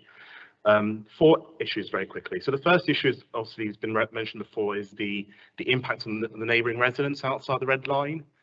It's not been made clear to ward councils as to why the red line arbitrarily ends at Berriton Road. Why not include James Place? Why not include Church Road? There's some logic behind having it going that way because of the similar type of building design. So interesting as to thinking, but also some of the concerns about the CGI in the committee pack that show the loss of amenities to the existing estates on Headcorn Road, mainly the parking spaces and mainly the storage used by the groundskeeper on the estate, and also there's concerns about the use of access on a very small, narrow cul-de-sac and HGVs, navigating that, trying to get delivery down the wrong way. So we are quite concerned about the impact on existing areas outside of the red line, like the school, the church, the existing businesses that won't be demolished. That's something that I think has not been given really due consideration. There's been a lot of intense conversations with residents, but not with the wider stakeholders. Density. I'm led to believe that the tallest building will be 29 stories high. And I think despite I could be wrong, but despite the reassurance that we've been given about the impact they won't have on the high road, we are quite concerned about the neighbourhoods outside of the red line, in particular the other side of White Hart Lane, the bungalows on Buford Road, Penhurst Road, Pretoria Road, etc. And I think that needs to be given some serious consideration about the character of the area and the heritage of the high road. And also in terms of the issue of density, also amenities, shall I say, is the leisure centre. I'm really disappointed that there's been little conversation between the CCG, Lendlease and the council as to having a clear plan about what happens if the Tottenham Health Centre falls through. I don't want any impact to be given onto neighbouring health centres like Somerset Gardens, which is already oversubscribed and has a different elderly community population than the existing community. So that's really quite a failing, I think, on that part. And the issue of SME businesses. I think we're at a situation where we are taking a cow and we're giving someone a chicken to rent. And that's what it feels like. It's really, really wholly difficult to stomach to say, we'll take your land, we'll take your property and your business, and we'll give you something in return that's not really yours and that you can't tangibly own. Thank you, Councillor Ali. I'll just finish one sentence, Chair, with your permission. Ultimately, our outcome is that we want to support the residents who voted for this ballot. We don't want to stand in their way. However, we are really concerned that there needs to be some serious proper consideration, compensation and adjustment for those who are impacted, and that needs to be really fleshed out more than what's been offered to the committee tonight. Thank you. Thank you, Councillor Ali. And thank you to the objectors for your contributions. So members can ask questions of the objectors. So have Councillor Corley Harrison first. Thank you. It's a question for Richard. Sarah.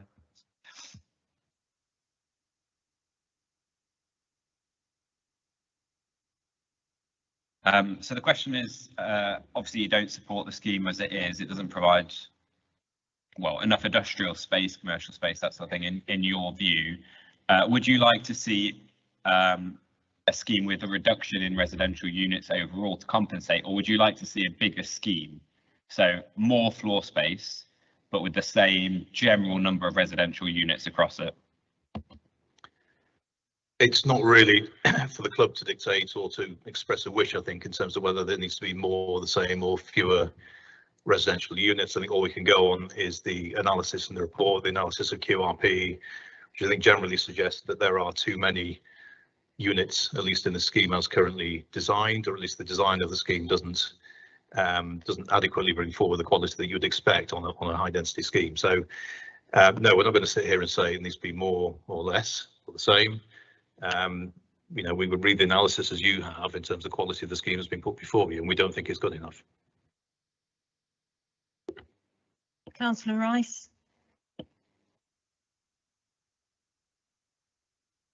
Yeah, I just like to, Mr. Farouk, I'm not sure what the last name was. Yeah, my concern is your outrage that you said when you made a speech. You said that the Haringey Council, everybody else was racist. I spent 30 years of my life fighting racism in this borough, and for you to come forward tonight such as this and make such outrageous claims against Haringey Council and the community within Haringey, you know, I think you should actually apologise for making those comments before we apologise now, because it's completely outrageous and it should not be allowed to stand.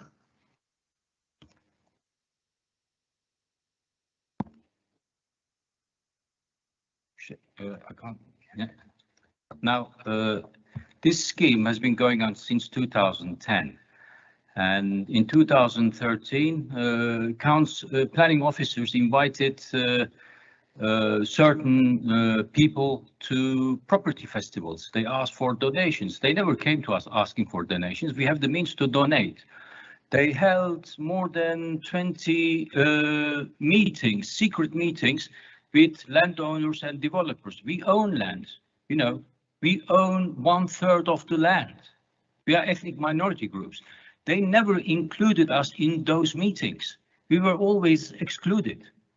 They held special planning consultancies where DP9 wrote to Haringey Council around 2015 saying, you know, we should develop the area in highly dense form. We were never asked our opinion. In 2014, they de-zoned our employment zone from protected employment business zone into normal residential zone, because in those secret meetings, they cocked up all these things.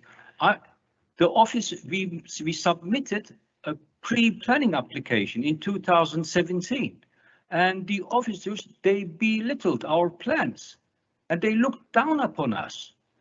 Look, I have been in this country for the last 30 years. This is my adopted home. Most of us came from, you know, from Kurdistan, from Turkey, from Cyprus.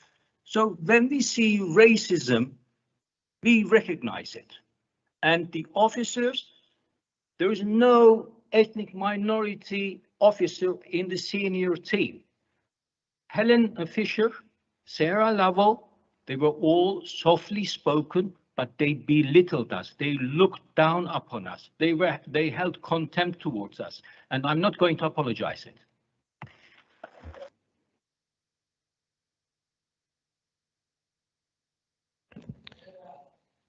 I'm not going to comment on allegations, but just to make clear, there is a separation in the council between the local planning authority planning officers, the regeneration service, and obviously we also have outside of the council the applicant, which is Lend-Lease. So we'd just like to make those distinctions there, but I'm not going to comment on those allegations.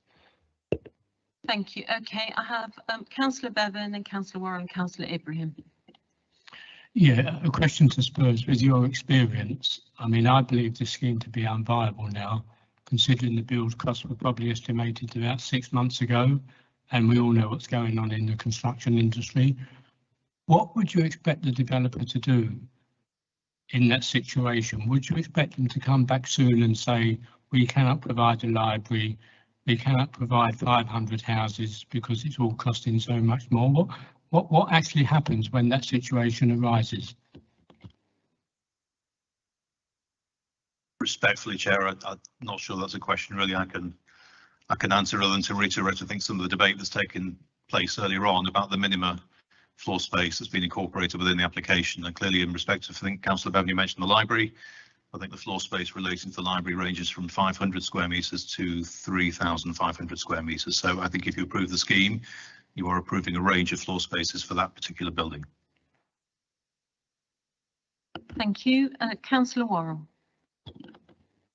Thank you. My question was also to the representative from Spurs. You used a phrase, something like unprecedented levels of uncertainty. Was that in reference to what Councillor Bevans just sort of alluded to with the construction industry, or is that in reference to what we've spoken about, these very wide windows of worst case scenario versus best case scenario? And if the latter, I just wondered how you'd kind of come to that conclusion, because that's something I've been trying to get to grips with as a very new councillor and new member of the committee. To what extent are these quite uncertain and wide windows something which are somewhat par for the course for such a large development, and to what extent are these quite extreme and unusual? Thanks. I think Chair probably can answer that. I think in my experience, at least as a planning professional in 27 years of making numerous outline planning applications, from the perspective of working for the club for the last 7 years, in which we've made a number of outline planning applications, in that experience at least, have never come across an outline application of this scale with so much flexibility built into it. I think it ranges from 60 to 70,000 square metres. By indication, that is the size of the Sainsbury's on Northumberland Park, on their trading floor is about that. So it's 10 times that size, I should say. It's 10 times that size. So have in mind the sort of the sales area for the Sainsbury's on Northumberland Park, multiply that by 10, and you have basically the range of floor space that is built into this outline application. Maybe just helps put it into context. Councillor Ibrahim.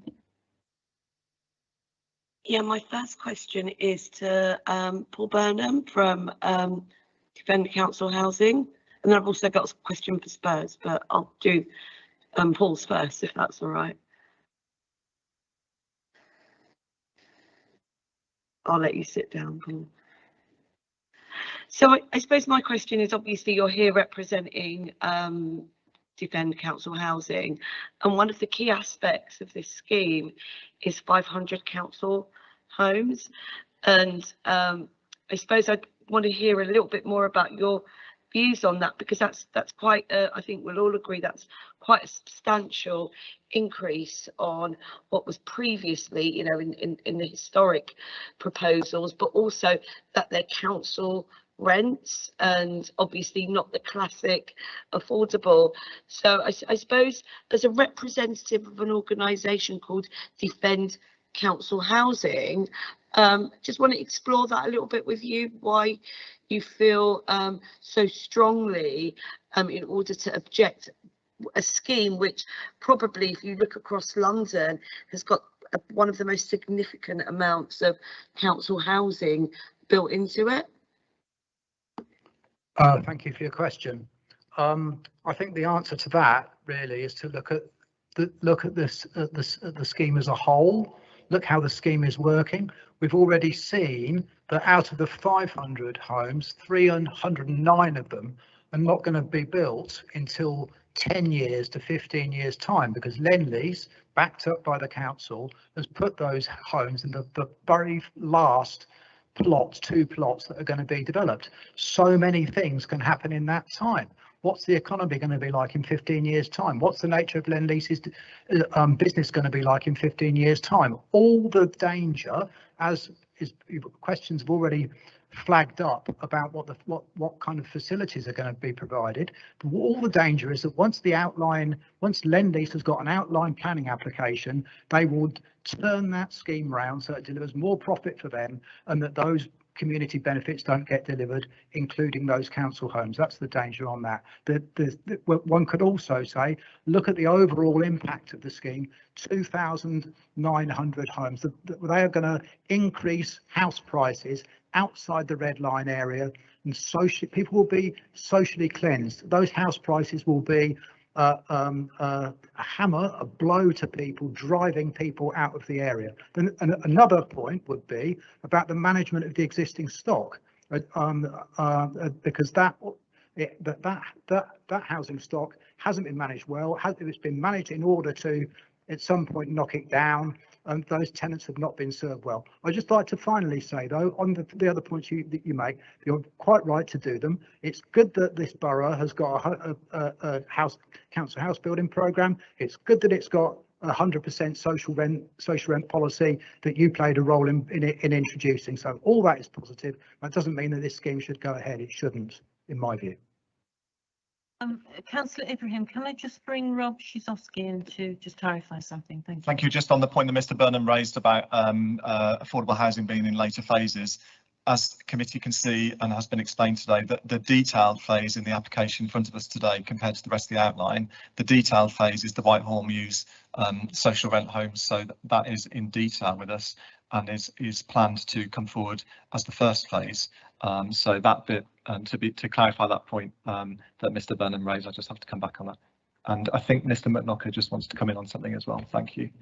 Yes, just to add in terms of the housing provision, the Section 106 requires a percentage of all homes to be affordable. So if there is an increase, that brings the affordable up with it, and that's enshrined in the 106, and each phase must have a viability assessment attached with it and submitted to the council for review. Thank you, and I'm glad you clarified that, because that was my understanding of it as well. My question is to Tottenham Hotspur. Obviously, I am, in my questioning earlier, I am concerned about this quite wide envelope. But I suppose it's not so much the wide envelope, because you've been able to explain to us so that we can get the image of what it looks like in our heads in terms of the kind of the wideness of the possibility of how little it could be or how much it could be, by explaining the size of Sainsbury's times 10, I think you said. 10.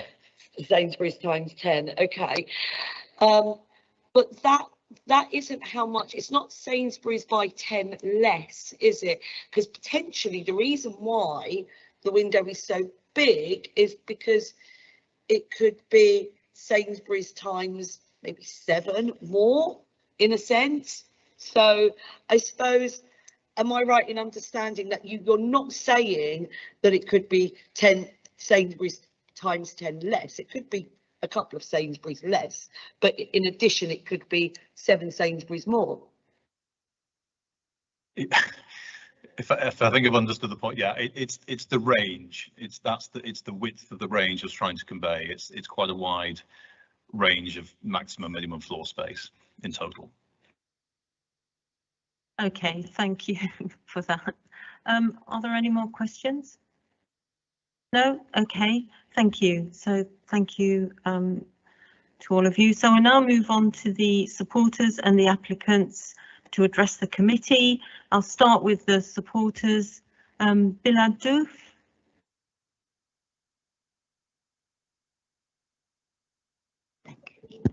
You have 3 minutes, Mr. Starting now.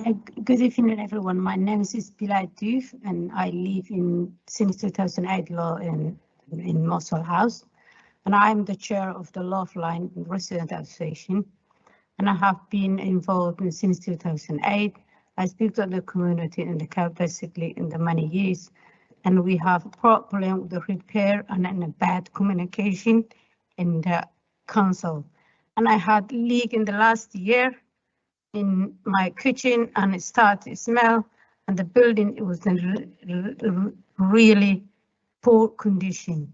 The money need to clean, and it's the bad. Sometimes the lifty it is not working, and for a longer time, my mom is 80 years old, and we live in 4th floor.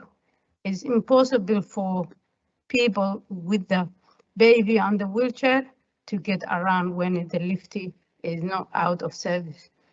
And then often we need to scheme to go ahead and the more security, because after school people coming to the small stairs and the play the lifting. Antisocial behavior will reduce and the new scheme. And I went to the 11 Park with some of the other RA, the member of the we like what we saw it. There was space, business, high street, curtain, and then multicultural shop. We spoke to the some tenancy, then most had choice. Some back to the estate, and we happened to their new homes.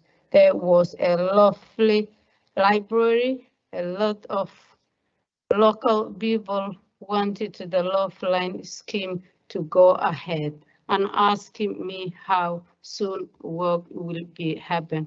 The people, I think they are tired and fed up to support this scheme. Thank you. Thank you, Ms. Luth. So Enid Henry, you're here? Okay, Ms. Henry. So you have 3 minutes starting now. I would like the new homes that were promised in the letter 10 years ago to be built as soon as possible. I would like the same as I got now, but better to keep warm. I want to remain in the Love Lane area. Looking forward to the new facilities. I would also like my flat to be on the ground floor. Thank you, Ms. Henry. So we have Suzanne Wolf.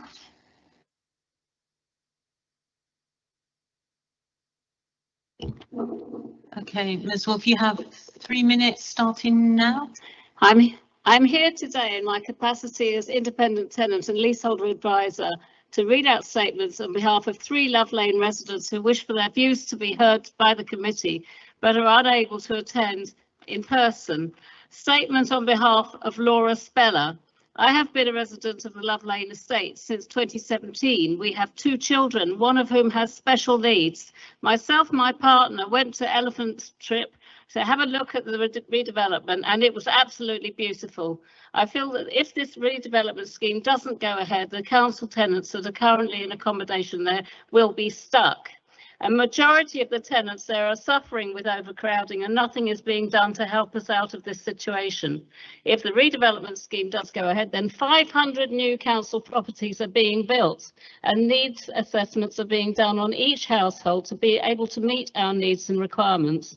During my time on the estate, my mental health has suffered drastically due to being overcrowded and on the 5th floor with a child with special needs. I have spoken to several of my neighbours about the situation that we are all in, and they all have the same feelings. I'm worried if this does not go ahead, then I'm going to suffer again with my mental health, waiting for our forever home with a child with autism. Stability is needed in their daily routine, and I don't wish to be moving my son when the redevelopment seems like the perfect opportunity for us to get our forever home.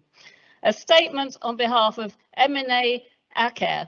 I am a resident in temporary accommodation at White Hart Lane, living here for about 7 years. Our flat is very old and needs many repairs. We don't have a safe entrance. Rough sleepers come inside, use drugs, smoking on the stairs.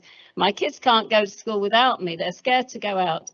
I and my husband have to check first that it's safe to go out. Even the garden's not safe. They can easily get into our communal area, making us feel insecure in our home. The flat is damp and mouldy and everything is old. In my opinion, I believe that if the scheme goes ahead, everything will be changed for the better, because I saw the Elephant Park scheme developed by Lend-Lease and everything was nice, different from here now. Why can't our kids have the same as what they have there? Everywhere is clean at Elephant Park. Here, I cannot take my kids to the park because the park is not safe. I've told my son I can't take him because I don't feel safe. Only my husband feels able to do so. I want more green areas and more play areas. I'm looking forward to having more trees in the area. I want the scheme to start as soon as possible. Statement on behalf of Grace Andrew.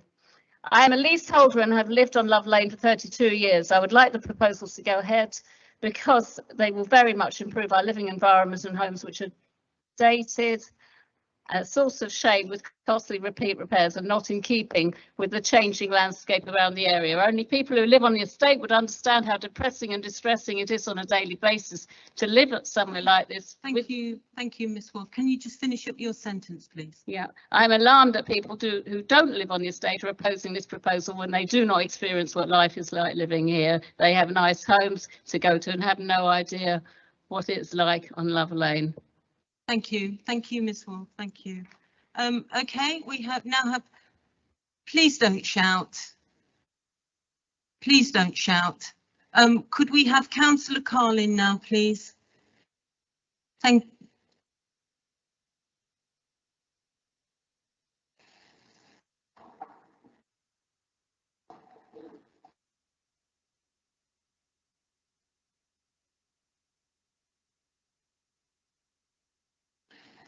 Councillor Carlin, you have 3 minutes starting now.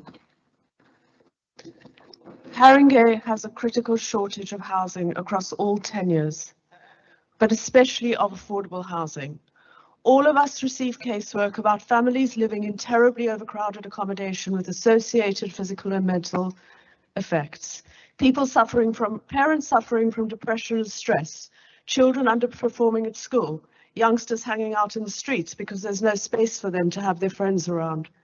We have households who have been in temporary accommodation for over 20 years, and this is not new, and it's only getting worse. This application will provide 500 new council homes for our residents. The residents living at Love Lane are living in homes that have suffered from a number of persistent issues such as leak, damp and mould. Just over the last year, we had over 1,000 repair jobs raised on the estate. That's more than 4.5 per home. Of the lend-lease of the homes, there are some 44 homes in such bad condition that there are voids and we can't even let them out. Too many Love Lane residents don't have the space that allows their flat to become a home. 80 households are overcrowded, some by as much as 2 to 3 bedrooms. As I've said, this application will provide 500 new council homes for our residents. Not only will these homes be built to a high standard, the scheme will provide the additional larger homes that we desperately need. Although we're demolishing the existing Love Lane estate, there will be an additional 165 two-bedroom properties and an additional 106 homes that have 3 or more bedrooms.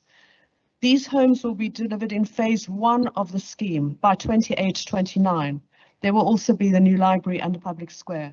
I appreciate that this scheme has generated considerable controversy. However, these are homes that we desperately need, and we need them as soon as possible. There is no guarantee that the considerable funding that the GLA has provided to help to build these homes would be available for another plan, given the constrained economic circumstances we now face. We need to deliver these homes for the people of Haringey. Thank you. Thank you, Councillor Carlin. So we now have the applicant, Beck Seeley, Michelle Letton and Greg Greasley from Lendhurst, and there are other people in attendance. I just want to check how much time you have because there's some time. Right, so you have 5 minutes and 10 seconds and your time starts now. Good evening, councillors. I'm Beck Seeley, Managing Director of Lend-Lease Development, the Council's development partner for High Road West. This scheme has been nearly 10 years in the making, stemming from the High Road West Master Plan framework. Lend-Lease, and I myself have been involved since 2016. During this time, we've worked with the community, council and wider stakeholders to understand how we can offer residents and businesses new opportunities. This has included working closely with the council to ensure that the High Road West scheme will provide 500 new, truly affordable, high quality, energy efficient council homes, enabling all existing eligible Love Lane residents to have a new replacement home, which will be delivered early in the scheme. We have supported Tottenham People Priority, assisted local schools and worked with the community to reinvigorate shop frontages on the High Road. In the construction phase of the project, further significant local community opportunities will be available, including money for young people. Alongside the 500 new council homes, High Road West will deliver high quality green spaces for families and new community facilities, including a fantastic new library and learning centre. It will also provide affordable, modern workspaces for businesses at the heart of the community. There will be good quality new jobs supported by successful employment programmes for local people. The scheme will be highly sustainable, minimising carbon and energy use and promoting a healthier neighbourhood with improvements for walking and cycling. We are committed to co-design and inclusive engagement throughout the project lifecycle. For example, the designs for new homes on Whitehall Mews, Plot A, have been created in partnership with residents through ongoing workshops over the past 2 years. We understand that the proposals have concerned a number of local businesses. Over the last 4 years, we've been consulting with them to better understand their needs and how we might meet them. Together with the council, we are committed to finding the best possible outcome for each business's individual circumstances, including relocation within the site or nearby. The High Road is also home to Tottenham Hotspur Football Club. On match and event days, the impact from fans on local people's lives is easy to see. The proposed scheme will improve things. It will provide more space in a large square to accommodate fans more safely. This scheme will make many things better for the communities that live and work there, and we are ready to move forwards with building works later this year. I hope that you can agree with your officer's recommendation to approve this application tonight. Thank you very much for your time, councillors, and we would be pleased to take any questions.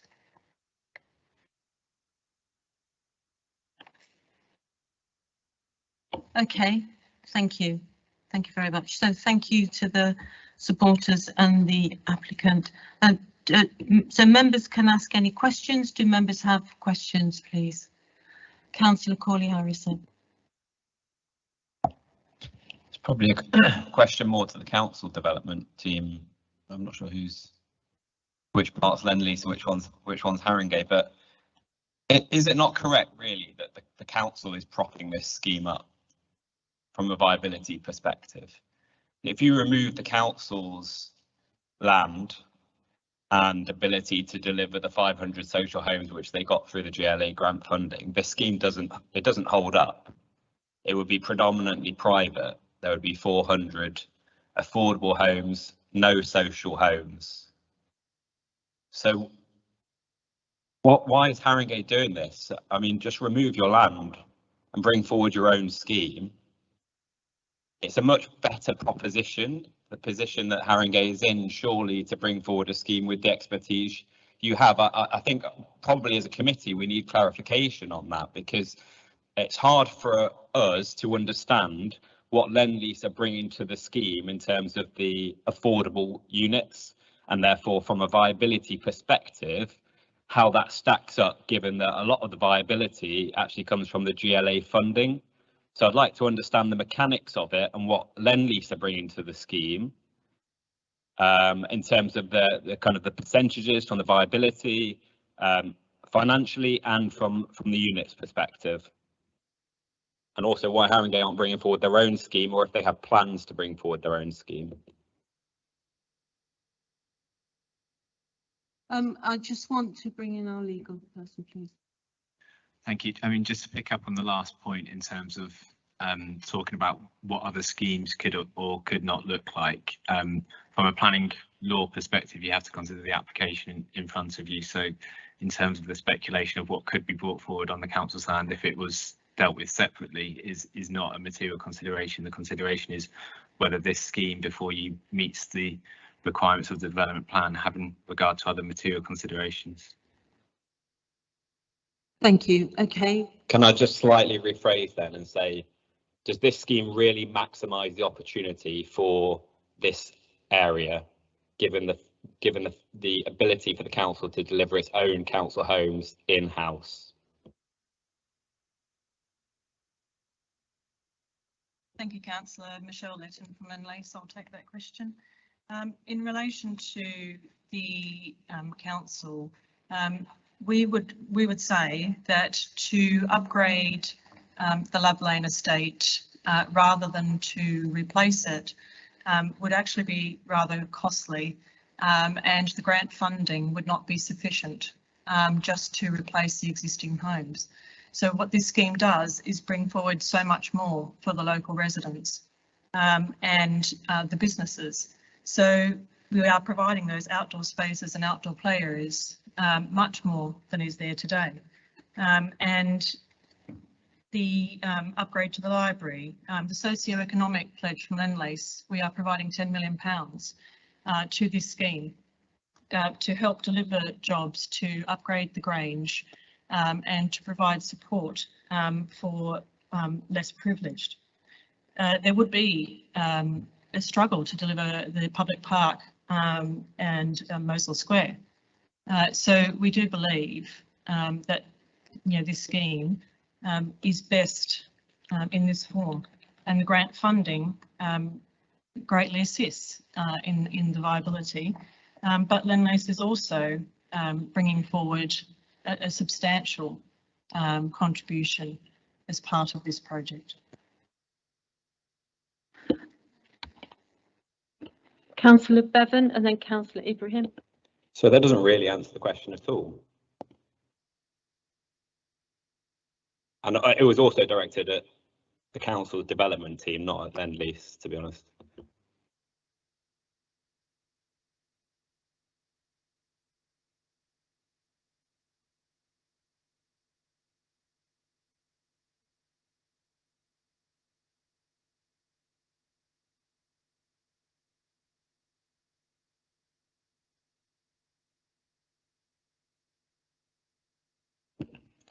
So we're asking questions of the applicant. The applicant is not the council housing delivery team. The applicant is Lendlease. So we're going to have to stick to questions to the applicant, councillor. Okay, thank you. Moving on, Councillor Bevan, please. Yeah, so the public library and learning space, when it is up and running, would you be prepared to grant that to the council on a peppercorn rent? And then the parks and the square, I'm really concerned because we say those 60,000 people leaving that stadium, it's all okay. I've seen it. And although I try to envisage the new scheme, I'm still concerned with those thousands of people, many of them going through this new estate. So the public park and the public square, who maintains them? Who pays the bills every week to clear them up? Is it the leaseholders or the people who move into the new flats? Because my understanding is that it's now private land. Thank you, Councillor. My name's Tom Horn. I'm from DP9 with Planning Advisors advising Lendlease. I will pick up a few of those pieces and then I will ask other colleagues to come in where necessary. In relation to the public library and your point around the peppercorn rent, we can confirm that would be the case. So it would be for the council to run that peppercorn rate. In terms of your concerns over crowd flow, sorry, Greg, do you want to go in? I'd rather correct you, it's not a peppercorn rate, but the building will be built and handed back to the council, so it will be wholly. Sorry, Councillor. Yeah, just to confirm, Tom, that the library will be owned and handed back in full to the council. So it won't be a peppercorn rent. It will be, the facility will be owned by the council. So it'll be delivered back Thank you, Greg. In terms of the crowd flow and the area, so at present, there are a series of existing streets which are used to navigate spectators between Tottenham Hotspur Stadium and White Hart Lane Station.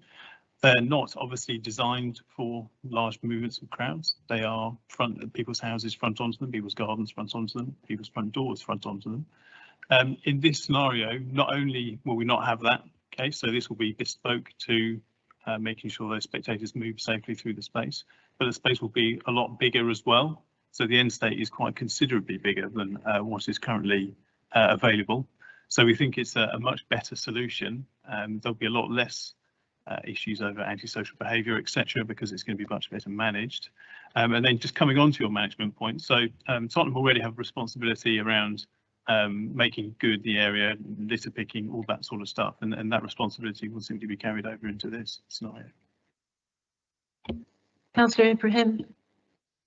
Yes, and my question is going back to the issue of the potential decrease in community and leisure floor space. So we obviously asked a few times about this kind of wide envelope, and why do you need that level of, could you provide me with some reasoning for that level of flexibility, but also is there not the potential to commit to no net loss at the very least? Thank you, Councillor.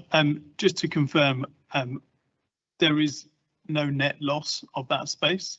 So there is a slight inconsistency in one of the tables in the report, which relates to, so there are buildings within the site which we're not doing anything to. So for instance, the Grange was within the red line, the station master's house is within the red line. So buildings like that are included under the existing floor space, but they're not transposed into the proposed, simply because we're not proposing anything to them. We've also, officers have mentioned the health centre. So obviously the health centre is down as a loss, but on the basis that a new health centre is delivered through Tottenham's consent, and actually Tottenham have a detailed consent for that building.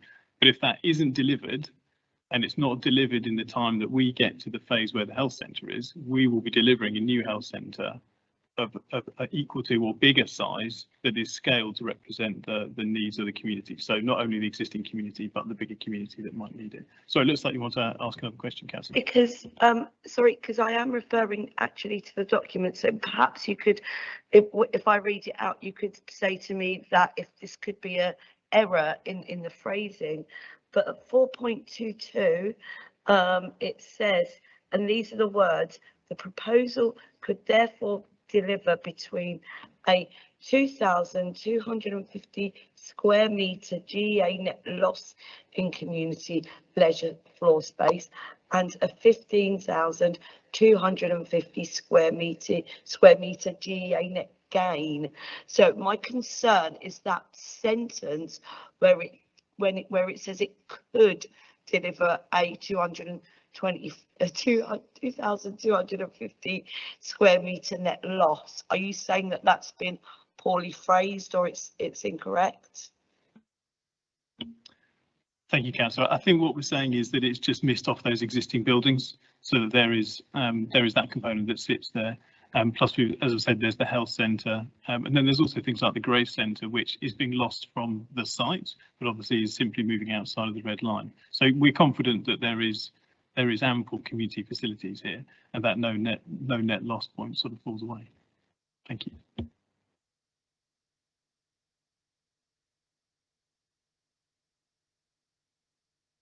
Councillor Warren.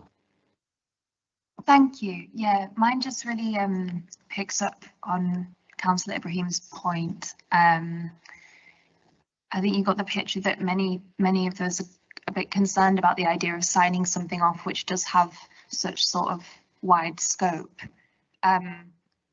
Could you sort of speak more generally about why that needs to be so wide, and kind of as Councillor Ibrahim said, you know, is there any scope of tightening it up in any way? Because obviously the point at which, if we were to approve this, we then sort of lose any oversight over that. Yeah, thanks. Thank you, Councillor. It's a very good question. I think there is a sort of general principle that I've observed in that smaller schemes require less flexibility because they are delivered quicker and over shorter periods of time, and larger schemes generally require larger levels of flexibility because they're delivered over longer periods of time. In my experience, this scheme isn't unprecedented. Unprecedented suggests something that's sort of never been done before. This level of flexibility absolutely has been done before. I've worked on schemes where it's happened before. So, we're perfectly comfortable that what we're suggesting is perfectly sensible and perfectly reasonable. The development, and this is quite a technical point, but the development specification, which is one of those important documents that is for approval, not only has floor areas in total, so for over the whole development, it also has maximum minimums per zone. So there is a greater level of certainty, I suppose, that sits below that. So we don't have carte blanche to deliver just one land use on any block that we wish to. We're required to put in certain uses in smaller areas than you might be aware of. So, for instance, if you take the library and learning centre, that's a bit more specific. So you can't deliver that anywhere. That's in a specific place, and there are other uses which fall similarly with things like employment. And if you take the example of the library and learning centre, there's no residential in that plot, for instance, so we can't put residential in that plot. So there is a granular level to this which is sometimes difficult to get hold of. But as I said, this is not unusual. It's just a factor of this being a very large scheme. You know, it's 8.5 hectares. It's many homes. It's many square meters of employment floor space, etc. So, and that's what we would normally expect to see. Chair, if I may just remind councillors about the compliance report, which I mentioned earlier on page 499, which will come with every reserved matter. So that does give a degree of control or oversight of this that you can see and what is proposed across the master plan with each submission. So I think that sense that there's absolutely no control is somewhat unfair, that you will get sight of the uses as they come forward through reserved matters. Thank you. Do members are there any other questions? Councillor Bartlett. Thank you. There was some concern expressed by the Quality Review Panel about the density of the development, but also the provision of green space and play space in light of that. And there's some concern expressed about when that comes within the scheme. Would you be able to say any more about that, given that, you know, obviously it's something that's going to evolve over time, and also kind of in light of what you said about the fans passageway through the site, there's some concern that those bits like Moselle Square will become public spaces, which is a positive contribution, but there's not enough focus on the residents and the areas that they have. So I wonder if you could speak to some of those concerns. Thank you, Councillor. I'm going to ask my colleague Lucas from SCW, the architects, to help me answer a couple of those points. If I start with your last point first around around Moselle Square, I think there's been a huge amount of focus on it as a mechanism for crowd flow. I think actually there's been an enormous effort from our team to demonstrate that this is a space that for most of the working week, most of the year, is actually a space for residents. So there is a lot of good stuff that will go in there, things that will be interactive, you know, lovely, beautiful public realm. There will also be cafes and things that open onto that space. So it will be a really inviting space for the community, but it has that dual function of also being a safe and open space for spectators. So it's doing a lot of things, but we think it's doing everything very well indeed. I think at that point I'll invite Lucas just to mention about density and where the QRP were, and we'll try and cover green space and play space at the same time. Hello, Lucas Lawrence from Studio Grey West with Master Plan Designers for the scheme. I think the question of density is sort of illustrated quite well in comparing the scheme to other similar schemes in London at the time. that are currently built. And for example, one of the schemes that's been cited today is Elephant Park, which has a density of 276 dwellings per hectare. We have density here of 305 dwellings per hectare, so it's very, very comparable, and less than other schemes like Brent Cross, scheme up in Brent Cross, for example, which is sort of similar location in London. So I think the question of overall density across the whole site is that we feel it's a very appropriate density for the type of development. Then there's a question of density around where it sits within the site, and obviously there's some competing elements around where the density should sit in the site. We've got historic assets which we need to respect and keep tall buildings away from, and then we've got the transport hub, and there's a general ambition and policy position to try and keep density close to the transport hub. So we should be putting the densest areas closest to the transport hub. So this has all been worked through over a number of years with your design officers and with the QRP. In relation to density and place, I think public space that you were talking about at Moselle Square being a public space, rest assured that the place-based provision for individual homes that sits within the master plan across the whole master plan in the densest area as well, which is around the station, the play space for young children, for example, sits wholly within the podium gardens. So that's protected for the youngest children, so 0 to 4, and that's protected away from the public spaces. And then obviously older children who want to go and kick footballs and things can go and use the park or other local green spaces. So there's been lots of care and attention to making sure that the amenity provision is there and of the highest quality. Sorry, just the last thing to add to Lucas's answer. On the play space, it's policy compliant in that sense. So all the things that we need to be doing in that area, we're doing. Yes, Chair, thank you. Conscious we haven't heard from our design officer on this point of density, and he has been involved firsthand in the pre-application discussions at the QRP, and could perhaps explain the controls we'll have working with the QRP over the reserved matters on the issues you've heard about density. Thank you, everyone. Yes, so the QRP report, well, the QRP has examined this scheme several times. And the final report was broadly welcoming of the proposals. There were some criticisms and it was quite nuanced. There were some concerns about the deliverability of the Peacock Park, which we've heard various things about, but perhaps there's a slight misunderstanding about the phasing. And don't forget that half of the Peacock Park has already got planning permission thanks to Spurs' previous planning applications. But the main concerns that the QRP in their last review of the scheme had was over the design and height and so on of the second and third tallest buildings within plots B and plot F.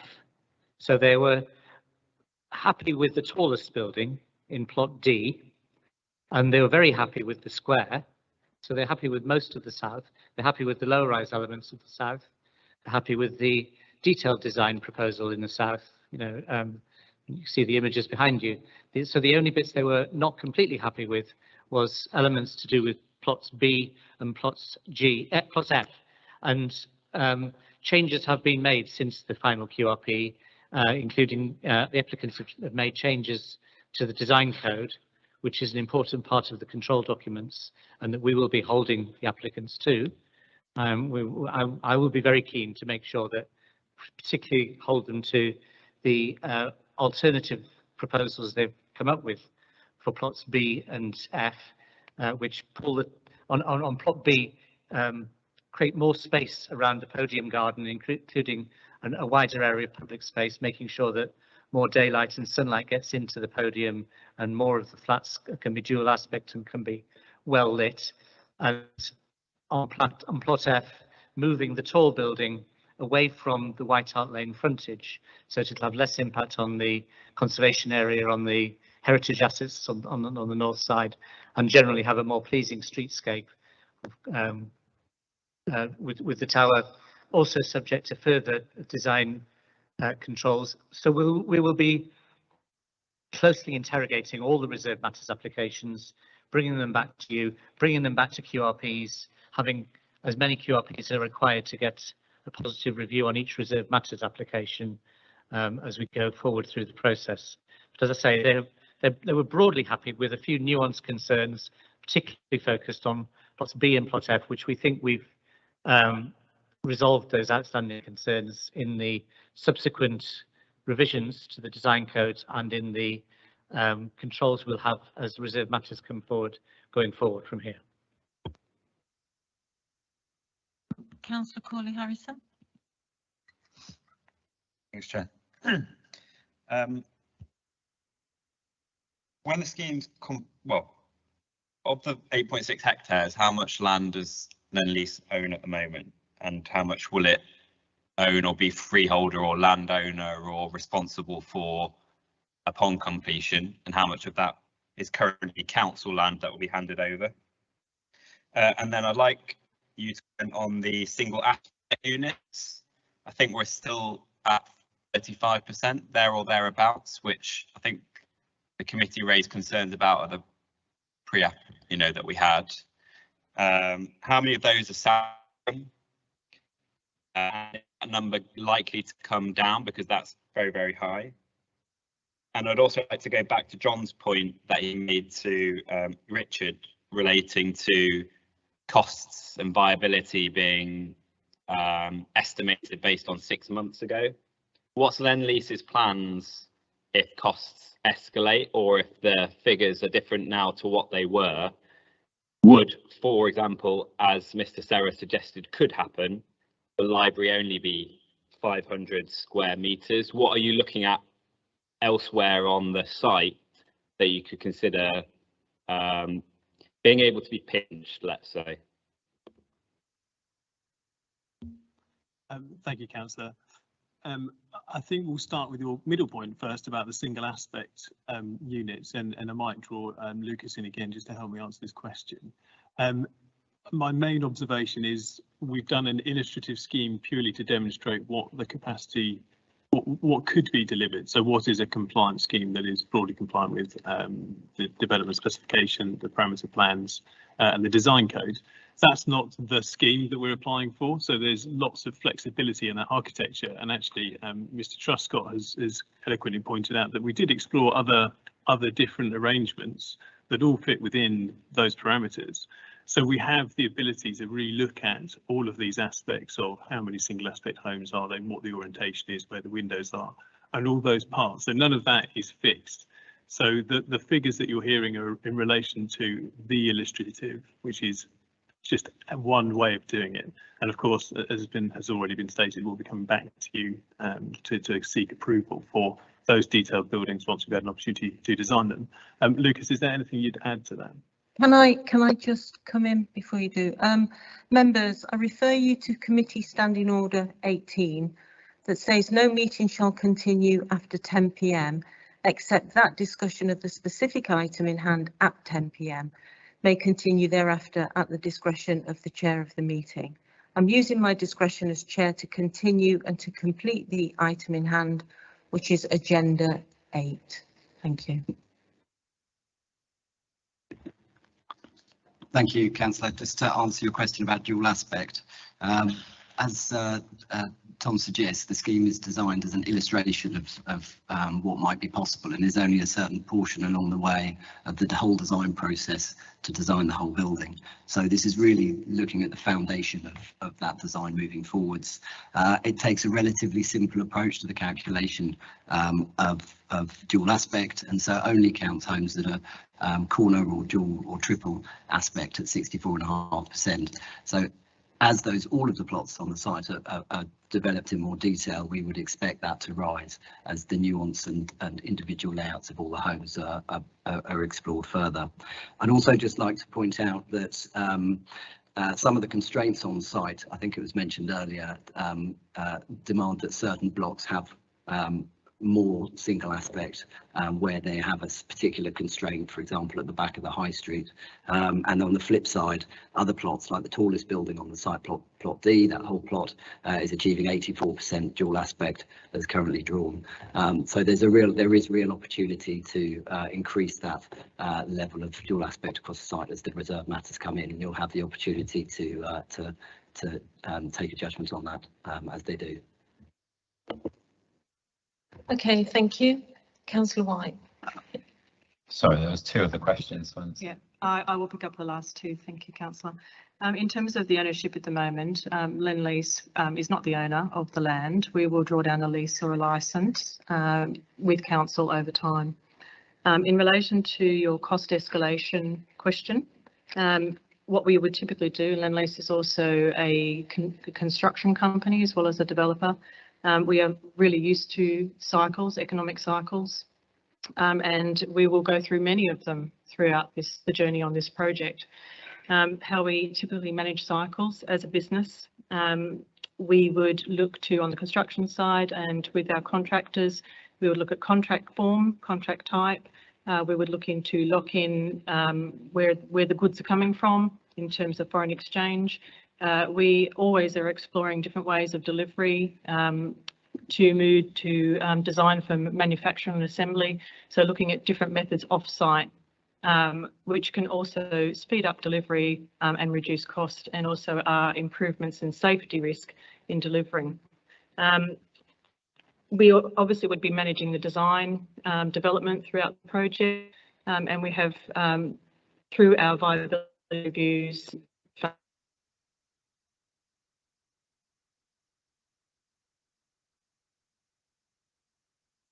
106 are absolute. So those commitments in terms of affordable housing and the library and learning centre. And there is also a commitment with the council in terms of delivering that library and learning centre and the size of it, the specification. So all of those are absolutes that we are committed to. So the onus is on us to find those ways to bring things forward. And I think, as Michelle said, the key thing is that cycle. We're all aware that construction prices go up and they do come back down, or revenues align with them over a long period of time. And a 10 to 15-year project like this, that's what we'd expect to happen. So I think it'd be wrong to assume that the scheme becomes unviable, or there's a squeeze, or there's a fundamental change to the key benefits that are being offered in the scheme, because we've committed to them. And Chair, if it may just come in, another point on single aspect homes, and the question related to how many of those are south facing. Just draw your attention to condition 49, which is an energy strategy. So that's to be submitted, page 486 over to 487, if you want to see the detail, but that requires an energy strategy to be submitted with every reserve matter, and that will look at overheating. So that will also potentially reduce the number of single aspect homes. Councillor White. Thanks, Chair. So I'm referring here to paragraph 5.30 in the report, which talks about the right to return for the 251 households living on the Love Lane estate. And specifically, it says at the end of that paragraph on page 71, the phasing approach seeks to ensure residents will only need to move once through a single move approach where possible. So then going to the condition that relates to this, which I believe is condition 3, phasing plan, it doesn't actually mention the single move approach there.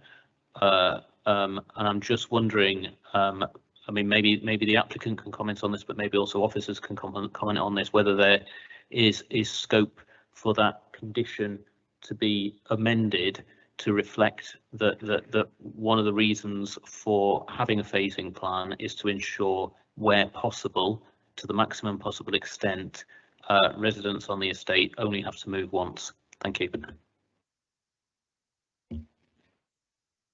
Thank you, Councillor. Maybe I'll answer that in part in the first place. So obviously the right to return stuff is not to do with us. That's obviously the Haringey Homes arm of the council and how that process is sort of played out. The single move is a really important point, and we're going to obviously be making every effort we can so that it is only one single move. But we also need to be cognizant of the fact we're knocking down buildings and putting new buildings back with residents in them, and it's that is a very complicated process, and we obviously haven't worked through the absolute detail of all of that yet. And the phasing plan allows us to explore that in more detail to make sure we get it to a place that is as good as it can possibly be. If you'll allow me, Chair, so just is it possible to make mention in the condition that the phasing plan should take account of the aim to maximise single move where possible? We have committed to that with the council. Chair, could the question now be put? Yes, sorry, Chair, I was going to come in on that if that's okay. I think Councillor Rice was perhaps going to ask for it to be put to me. Yes, and sorry not for jumping on that sooner. It does seem appropriate that it could be included in there, some additional wording to say that she'll seek to minimise moves, as much as possible, or wording to that effect. I think that would be an appropriate amendment to condition 3 to bring that into the controlled planning. And just to elaborate on what Mr. McNaughton said, the reason why it cannot be 100% fully committed to, albeit striving to, and then leaks outside of the conditions are making that commitment from what they've said today.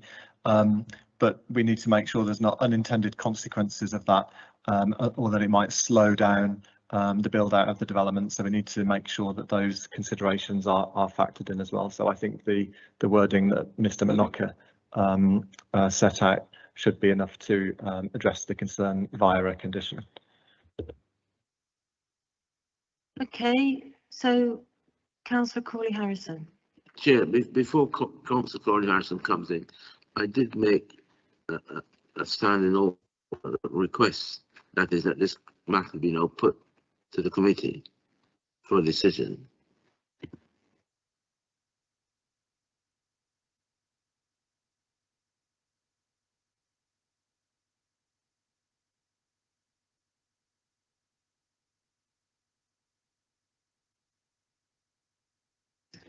Well, someone would have to second that, but I think we are concluding the debate. No, I only have one question. Okay, so if you can, and then, okay. So it relates to some of the objectives, which is given that there's quite a lot of flexibility in the proposals, why there wasn't enough flexibility to allow the right to remain for some of the businesses, the Peacock Estate businesses, rather than them being moved off-site. What was the background to that decision, and why wasn't that allowed?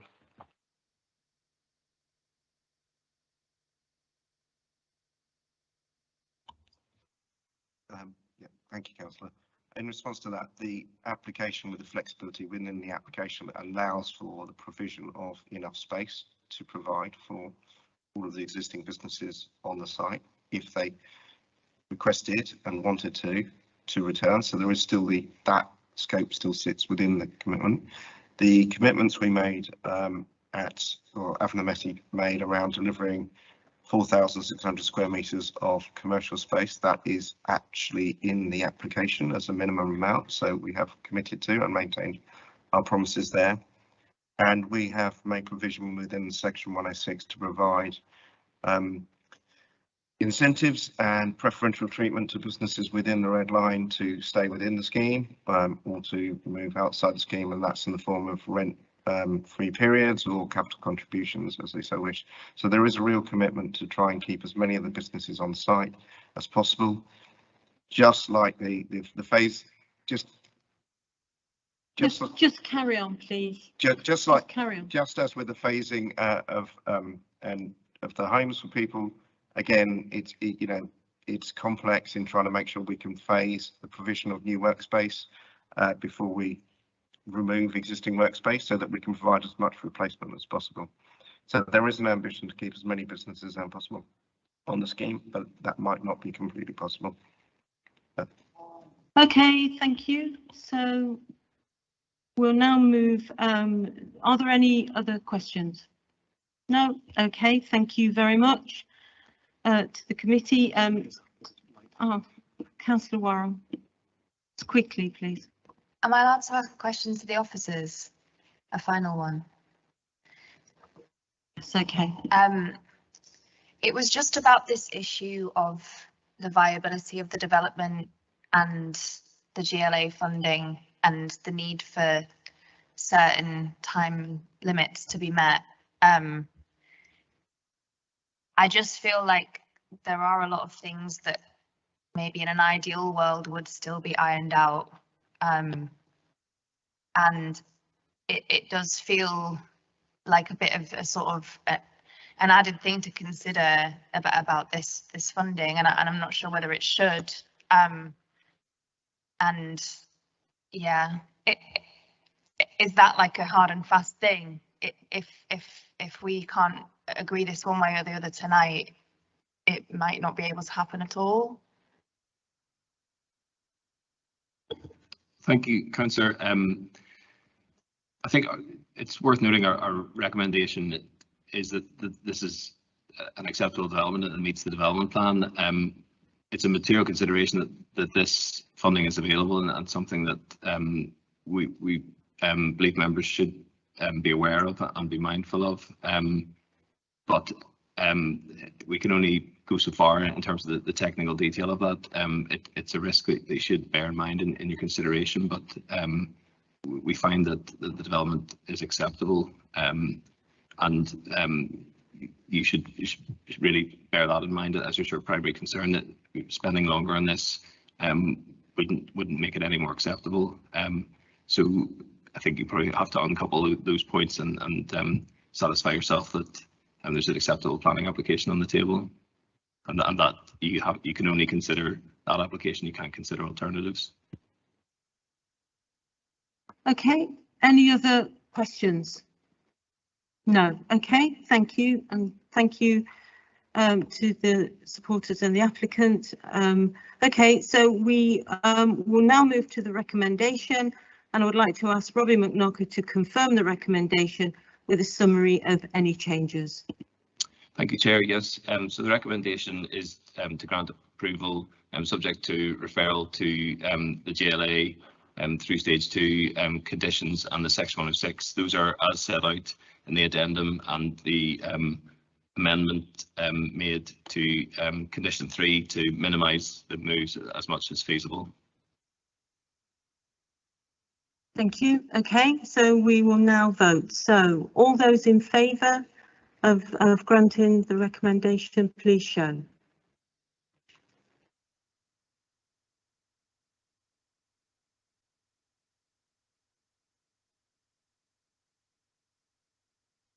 Any abstentions?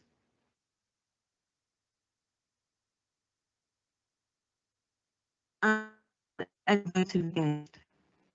Okay, thank you. So that is the recommendation is approved. Thank you. Okay, so we're moving on to item 9. There are no new items of urgent business. Oh, it's after 10 anyway. So that's John. Date of next meeting. And the date of the next meeting is the 5th of September. That's now the end of the meeting. Thank you very much. Thank you.